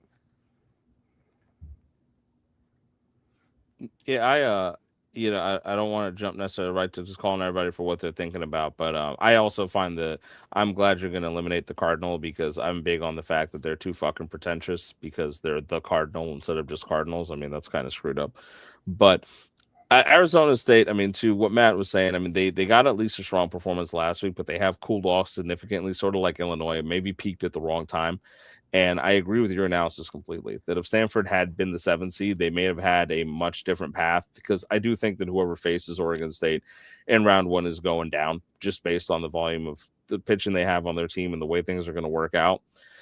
Portland is a very interesting team to watch. I mean, they are, at least on paper, projected the second highest score right now, and they're going against a veteran and smart guy in Chris in terms of the Cal Bears. It is a good matchup to watch. You talked about pitching earlier, Andy. Hunter Brown, Logan Gilbert, Chris Sale, Yamamoto, Drew Rasmussen, Skubal, Garrett Cole, DeGrom, Hunter Green, Kirby, Bryce Miller, Max Fried. What the fuck? Yeah. Like that's a murderer's row of pitchers. That's absolutely insane. Like that's an ace, multiple aces every day. How about just letting y'all know, for anyone listening, Matt from Wichita State says he's got to go take care of some stuff on baby duty. So I'm gonna add Andy back. Hold on, there we go. We lost Andy, and we just make sure. All right, Andy, are you back?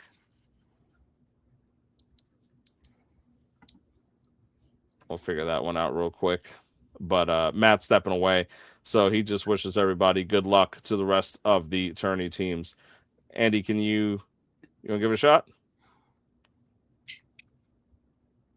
Try muting and unmuting you.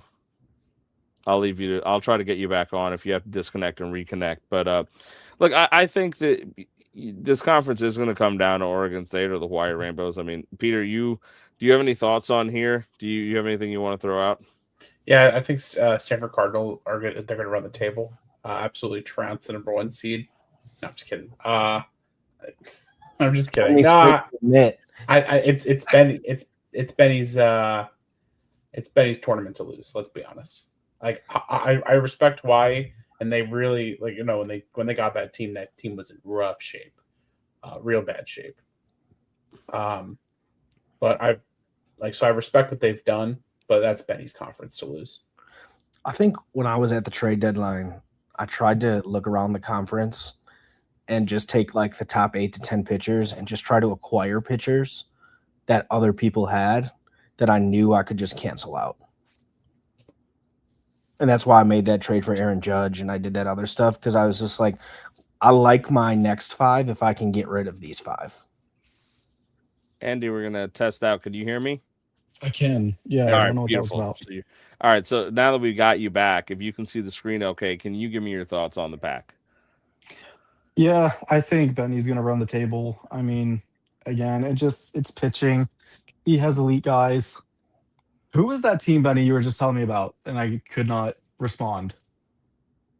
Was that who did you read the starters off of? Portland. Yeah. That is ridiculous. Their offense, though, like I would say, like I've taken the approach that offense needs to get you like 600-700 points, and then from there, like your pitching will win you the week, but they have to get you somewhere.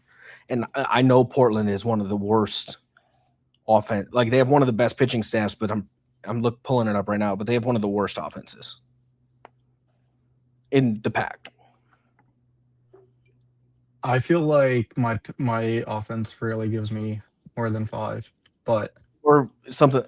Yeah, like I mean, like whatever you said, the case. Portland did just get Bregman, Lau, and Chisholm for 35-year-old Mike Trout. Yeah. So, and they have Ryan Reynolds and they have Jackson Merrill, who has not been as good this year, but he has, Lindor, who historically has been good. Machado, who has been much better as of late. I mean, he has hitters. I mean, my philosophy with hitters is I just want them to keep up. And I think that his lineup is more than capable of keeping up and not being the reason he might lose. But that rotation is, and he has Snell too. I don't think Snell is that far away from coming back. It might be more of a mid tournament, but yeah, I think Portland would be my pick outside of the top 3. I don't think Hawaii's been there all year. Arizona is a team that I've kind of been really low on. They've lost the league average like twice in the last 4 weeks. So I mean, it would be Oregon and Portland for me. You're talking about like with Portland, like they're in the bottom half of overall hitters points in the entire league. So I think like that's just what's really interesting to me of like they're gonna live and die by their pitching, but shit, like if I had that pitching, I'm living and dying by it too, I guess. Yeah, I mean, I feel like I would be probably in that range as well myself. What do you mean, like in terms of points by the hitters? For my hitting, yeah. Probably middle of the pack. So Portland has to do what? Like, Portland has to win win his conference to make them. I think the only thing that sucks for Portland, yes, truthfully, is that he's got all high level aces, which are all going to pitch this weekend and next weekend, and then he's going to have like 1-start weeks against. That's the difficulty of getting through the tournament in that way, because you're a top 15 hitting team, Andy. Oh, okay, never mind. It just maybe feels worse. Hitting points. He's got 64. It feels worse than it is out there for you, Andy, which is I mean, Ram, you got more hitting points than Portland does. That's not good for Portland, I suppose. But that's kind of like what Columbia Lions used to do too, where they essentially had a ton of pitching and they were like, "Hey, we'll just get by." Yep. I don't know then. Maybe Hawaii, but it's tough.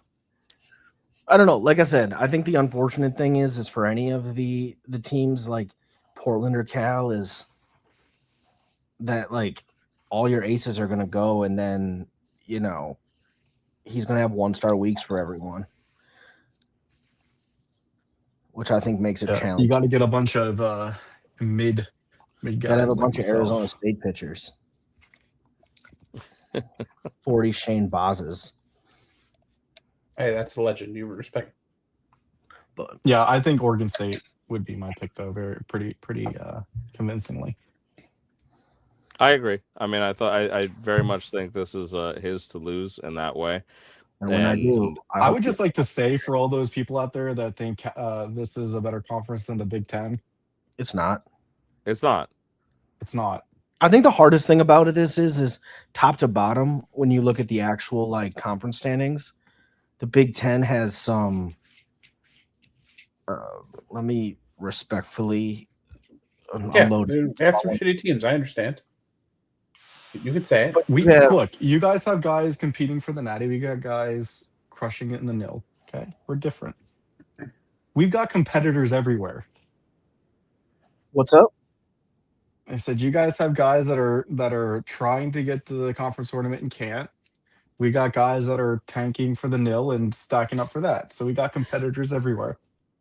Yeah, like I said, I just think the difference is your bottom 3 teams, and I know one of them beats you, but they have eight wins, and our last place team Yeah, but also okay to counter that, and it's not going to actually be about anything about Rutgers positive because my team sucks. I didn't Yeah, even the bottom 3 teams have 8 wins, but look who they're playing against. Yeah, I mean, If again, you though, stick those bottom 3 teams in any of their conferences, you probably get. I'm not trying to win. like. I don't want to get into like a whose dick is bigger because I don't really care that much. But like, you're also talking about Utah. Like these, our bottom teams are also playing against just as high scoring teams. Who is the? I don't have fan tracks up because of how I'm set up. Who is the 9 seed in the pack? 9 seed is Washington at 15-15. Oregon was 15-15 at the 10 seed. 11 seed was 14-16 Lafayette. The reason I asked that is that more so for Peter's reference because those are the biggest NIT teams are obviously going to come out of the 2 toughest conferences, which is the Big and the Pac. So those are teams you're going to have to keep an eye on, Peter, just for the sake of humor too, but legitimately, right? Like those are teams that are going to be tough ones in the NIT for you to have to manage with. Or I get lucky and I see none of them, and I meet my way to the finals. I mean, I would say like the top is definitely at the Big Ten. Like the top, you guys have 3 teams over 32,000 points or I mean, right around there, and it's just me and Hawaii over 30,000. But you guys just mentioned it. The 4th seed, Portland Pilots, has a worse offense than Rams' 8th seed. Yeah, well, we weren't talking about their pitching. Like, I guess what I'm saying is teams in general. Again, I'm not. Again, I don't. It's not that big of a deal. But when you look at it seems like it's a huge deal to you. Seems like you're really upset about this.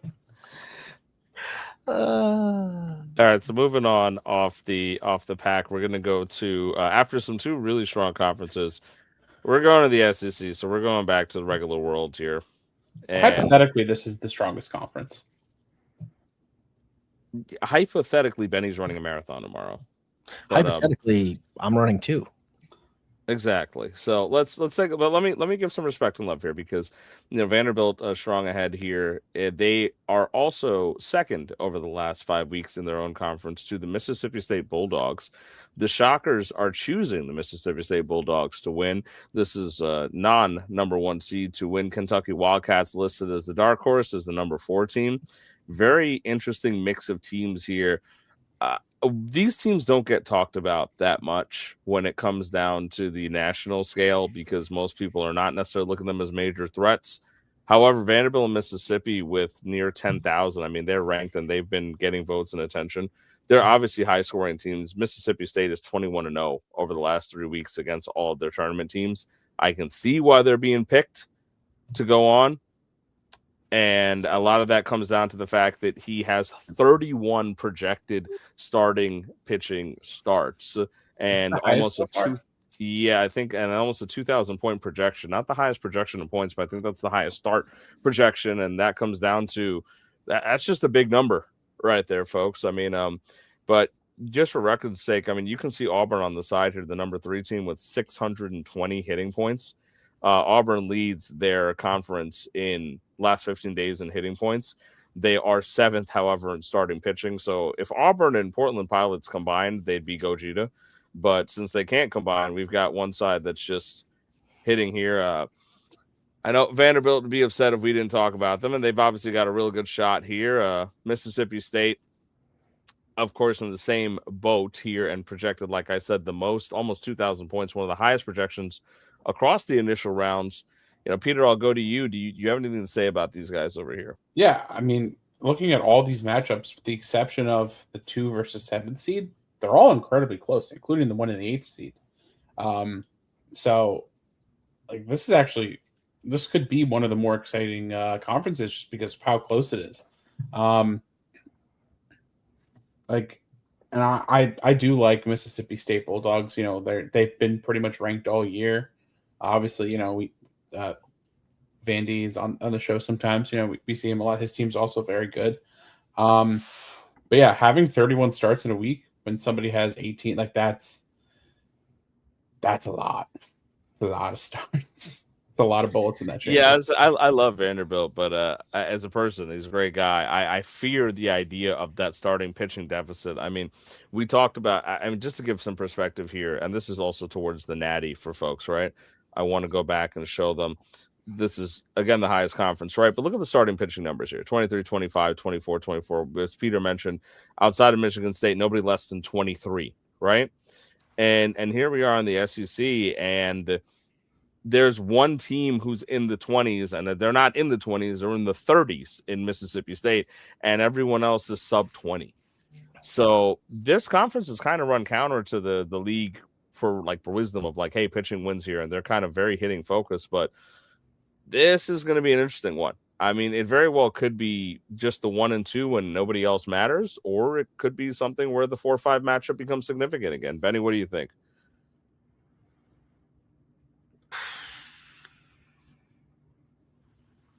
I'm taking the 1 and 2 matchup. Auburn would be my sneaky pick just because he doesn't have the start projection, but I don't love any of these other teams really. And just in terms of I just think Mississippi State's that good. Just volume is going to win. Yeah, he has 35. I knew that was wrong. Yeah. So Matt just said that he fat fingered my projection.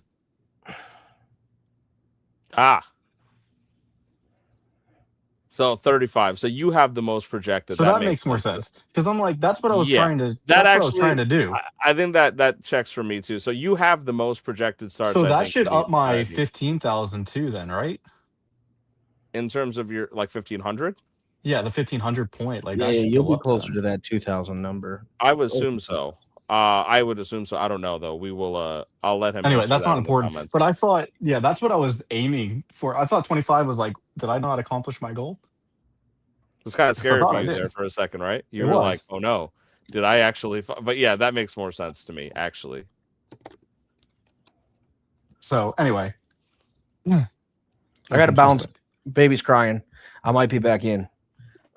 Been there. If not, that's fine. We appreciate you. For sticking around. Thank you, and good luck to you. Yeah, you too, UConn. Bye, Benny. See ya. Good luck in the net. Thank you. Love that guy. All right, so now that we're down to, let me see if I can get the switch back to. There we go. I don't know why it's actually making us. I'd love to see my new point projection, but that's a. I wonder if he can run that difference. Thank you, Peter, because it was being weird for me there. But yeah, I mean, so Andy, I didn't even get to you here. So what do you think in terms of looking at the outside? You were saying you don't think Mississippi's that good, or was that Benny? I don't think I can. I think I'm something going on here again with me. Hang on. We hear you. We hear you. I don't know if you can see everything okay though.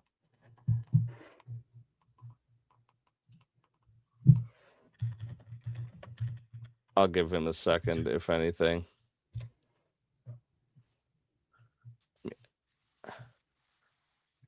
Are you able to? I think I'm back. Okay. Yeah, you're on here twice, so I'm going to kick the old you. Yeah, I don't know. As soon as Benny left, it was couldn't hear anything again. But you're good though. You can. I can hear you now. Yes. Can you see the screen? Okay. I can. Yes. All right. So talk to me. Talk to me about the SEC. If this is Mississippi State, if they can keep up that massive quantity difference of starts, it's really tough because like you said, nobody else is even in the 20s. Vanderbilt's close, and Vanderbilt is a good team, and they'd probably meet in the championship round would be my guess. But if you're running into a week where, let's say it's 20 starts to 13 starts, I mean, that's still a huge discrepancy in a week.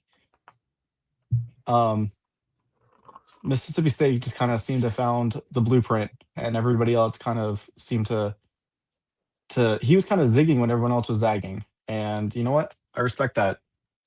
So they would be my pick. Mississippi State would be my pick to take it here. Yeah, I mean, I know Vanderbilt may not be happy to hear it, but if that start projection is correct, and you're going to be looking at, there's a 12. I'm sorry, 11. No, it's 12 here. So over a regular week, you're looking at 5 to 6. I mean, it is going to be a tough one to overcome. And the points are relatively similar. If you look at Vanderbilt and Mississippi State here, right? In terms of hitting, they got a little bit more hitting. Mississippi State's getting more from relievers and they're getting more from starters. So it is possible that Mississippi State can get hot at the right time and knock them out. Vanderbilt, we know, have cooled off a little bit going into this tournament.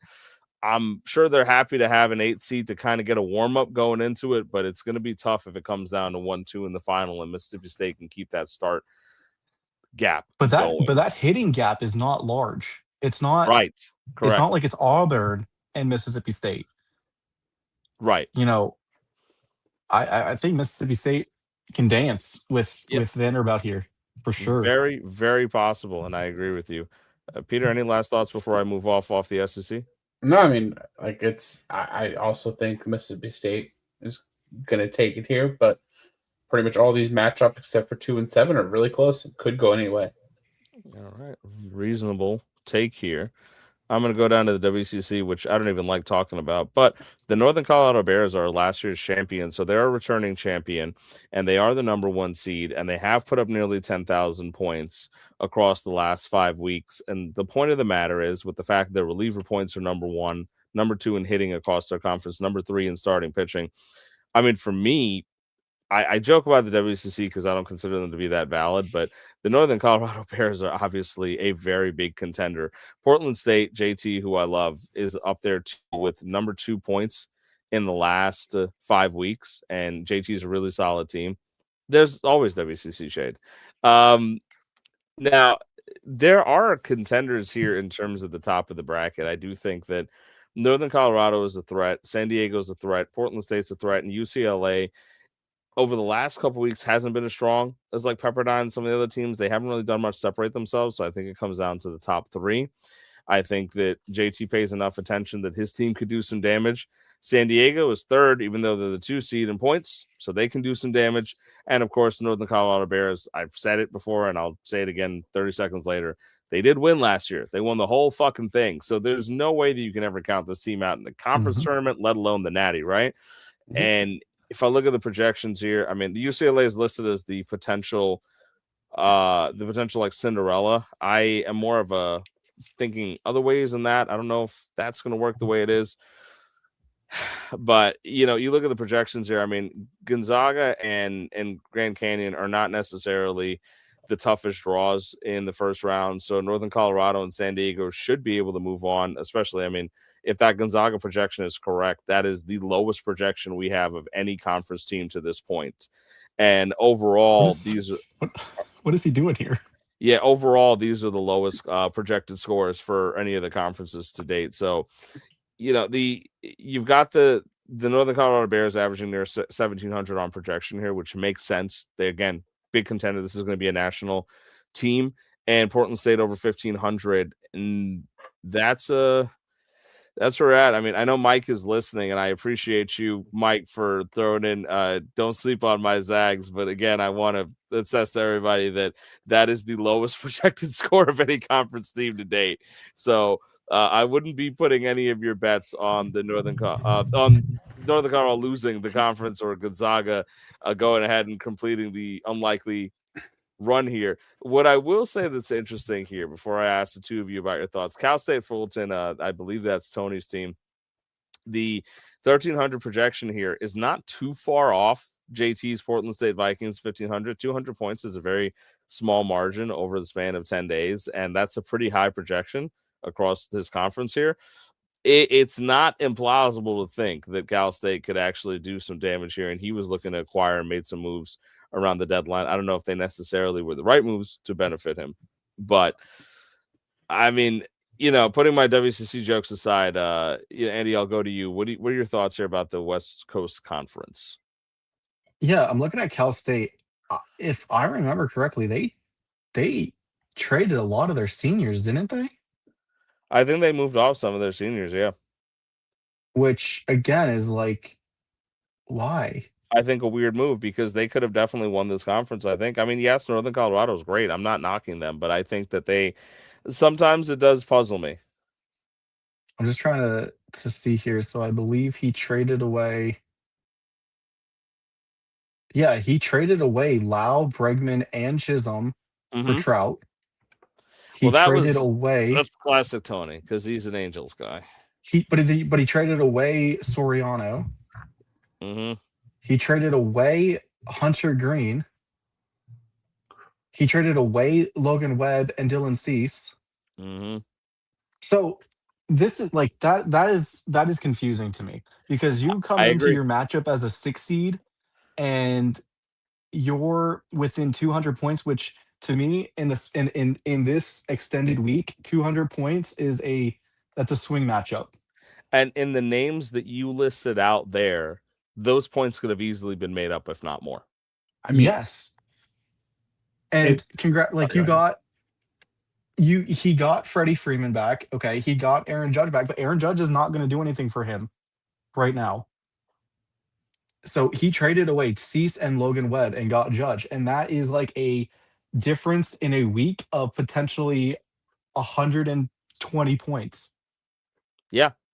So that is puzzling to me. His Lau, Bregman, and Chisholm for Trout. That's the difference of potentially another 120 points. Right, and that's it. Those those trades alone could have, and this is a conference that, again, Is I'm not wide trying to open. it could have easily been his. Yeah, I agree. So that it was shocking to me to see him go down that route at the deadline. It shocked. I feel like any team that is in their conference tournament to be selling and not buying is strange to see. So Well, Cal State might have fumbled the bag a little bit here, but Matt I says do you're this. at 30, not 35. So you are not, by the way, the highest starting pitching total of the week. Okay, still 30 is still good. Better than 20 where you're at. Yes. Yeah. But yeah, I agree with you wholeheartedly here, Andy, that I think that this is a wide open conference. I mean, outside of, look, if you have 4 contenders in the conference, it's standard, right? So the idea of 1, 2, 3 could win. He could have easily outdone UCLA, Pepperdine. Yep. I don't know. I think I agree with you wholeheartedly that might have been the wrong set of moves to make here when you could have at least won your natty, and that would have been a trip to the I'm sorry, you could have won your conference tournament and it would have been a trip to the natty anyway. Yeah. So I don't know about that one. I kind of agree. Peter, I don't know if you feel the same way or if you have I any can thoughts out here. I can speak on what Tony did because I too have suffered from the too much meddling. I do think some of that is just he's we all know he's an Angels guy and he wanted Mike Trout, so you're going to pay whatever it takes to get Mike Trout. Yeah, I can understand and respect that. I just think he meddled a little bit too much on some of the other things, but I'm not going to sleep on Gonzaga, and I'll tell you why. Look at those projections. Projections are projections, and they're like projections are like analytics. If you're drunk walking home, you can lean on the light post, but they're not going to take you home. You still got to get there yourself. I'm looking at Tide projected starts at 15. The gap between reliever appearances is not very significant, and you have the same amount of hitter starts. So, Mr. Gonzaga, sir, if your team steps up, they can win. Nobody really has more bullets in the chamber, and even with all the meddling he did, Tony, you have one more start. You have more relief for starters. You have a bunch more relief appearances, and you have more hitting starts. So the numbers on that side are in your favor. So, we could see 2 upset. We could. The only way the Gonzaga Bulldogs are beating the Toreros is if the Toreros are brave enough to bench all of their players. I don't think that. I mean, you can even see the raw numbers in front of you there too. Listen, I'm trying to make. Trying to build some drama. Not every conference can be as interesting or as fun to make fun of as your conference or the Big East or something. Kodai Senga might not even be in the rotation next week. That's fine. They're going to trade him, and he's going to figure it out with another team, and he's going to be great. And I'm going to shoot myself. What? I feel bad if any of the WCC is listening because I don't want them to think that I don't care about them. But I also think that that's... I mean, you also did say that, but it's fine. This is the last one, I think, too, right? That was the last. I believe that's the last conference. Yeah, that I was would it. just like to say, like, Northern Colorado deserves a ton of respect. Yes, I for wonder why they don't get being more love the. because they don't. We don't hear from him much. And I You would don't say hear from him much. He's silent and he's just a silent continues to assassin. win. Yeah, I mean, and to your point, Andy, right? To anyone who's listening who wasn't really familiar, it's very difficult to compete in this league 2 years in a row. It's easy to Mhm. do it once. It's very difficult to do it twice, right? Andy's good enough to do that. Varno's good, to their credit, right? Varno's good enough to do that. DBU, even to his credit, right? But if you look at, JC. you know, yeah, I was gonna say I was trying to go back to the American too, like starting from the beginning. Like some of these guys here, like these Georgia Southern again too, right? Like they're right at the top. They were a hot team last year. Um, these teams competing 2 years in a row is very difficult because of the way the nature of the CBL works. And like I said, it's easy to do it in 1 year. Northern Colorado won last year, and they made some moves at the deadline that obviously cost them a lot. Now, granted, is Northern Colorado hypothetically in maybe the weakest conference? Yes, but they're still number 1 seed. They still showed up and only beat. They can only face who's in front of them. They Mhm. won. They're doing good, and they've pretty much stamped their trip to the Natty again. And Yep. you can't count them out. So I do give them the respect for what they're doing. I mean, I hate to gas you up, Andy, but I think you and Varno also deserve the same type of respect because you guys were at this last year, and here you are again, right, doing the same thing, and you're here with the chance to not only win your conference again, but pretty much with tickets stamped to the Natty already. And you've got the highest scoring team. You broke DBU's record, and DBU was supposed to be the unfallible giant last year. So I give you your credit. I mean, the Big is an absolute bloodbath. You guys have done a really good job building your teams for the future and also getting out of what was, I mean, I do not think my memory's bad, so I can't speak to it, but I do not think there in the 2 years that we've had a harder conference than the 2026 Big Ten. I just Y- do not, Yeah, I don't think so. Yep. and it's a tough one because sorry about the I got the holy epilepsy. Yeah, I was skipping through the things they're trying to get to it, but the yeah, I don't think there's a harder conference of the if we consider 16 because we had 8 last year, 8 this year. I think this was the hardest one. So to come out and scoring what you guys did, I mean, this is where the diamonds are made. So when we talk about the Natty and things like that, and the teams that come out of here, I will be talking about them favorably. And it's not just because the two of you are on screen. I just think the math is undeniable, right? So this is just kind of a preview for the Natty in that regard. But the winner of the Big, I mean, you guys obviously you're hoping it to be you, Andy, right? And Peter, you believed it to be Andy. You're obviously looking to go far in the Natty as well. Uh, who is it Varno, Andy, that is your biggest fear that you would lose to in this conference championship, or is it somebody else? It's Varno. It is. Illinois has been the better team all year, but I think he's dealing with some injuries and he's dealing with a lot of cold streaks. Varno is kind of been my he's kind of been my biggest rival since we joined the league last year. Him and I played in the championship last year, and I think his teams. I think our we build our team so similarly, where we're so stacked on pitching that it's he makes it so tough, and he has arguably better starters than I do, but I think I have more depth than he does. But he has Skeens, he has Skubal, he has Zach Wheeler, he has Yamamoto, he has Hunter Brown, he has Hunter Green. I mean, I think, yeah, it's Varno. Like yeah, it is. He's a very good player. He's a very good commissioner. But ultimately, I think I have the better team. But it would be Varno that I don't want to see until I have to. So we're touching about 2 hours now, so I know we're about to wrap up. So Peter, I'll go to you first. Is there anything that you want to say towards the NIT, towards the conference tournaments? I'm gonna give you a chance to throw out a last take. Well, no, I mean, listen, it's been a really fun year, guys. Obviously, my team did not compete for anything, so I'm loading up trying to win the secondary tournament. But it's been a great year. There's been a lot of really great teams. Thanks for making doing this fun. It's really been a pleasure doing this for you guys, and I look forward to doing it in the playoffs as well. And like last year, Northern Colorado won kind of out of nowhere. Obviously we're talking about how the Big Ten is probably the best conference here, but like anyone can win. Let Rams run in the conference tournament tell you that anyone can win, even if we're sitting on here saying your team has no shot. You have a shot. I mean, it might not be likely, but anyone can beat anybody any week. So, I'm sure it's just going to be as much fun, if not more, this year than it was last year. So I'm really looking forward to it. And what would you like to impart upon the people listening? Yeah, just again, echoing what Peter said. I stepped up to be co-commissioner this year, so that was really fun to do. It's helped me lock in a little bit extra.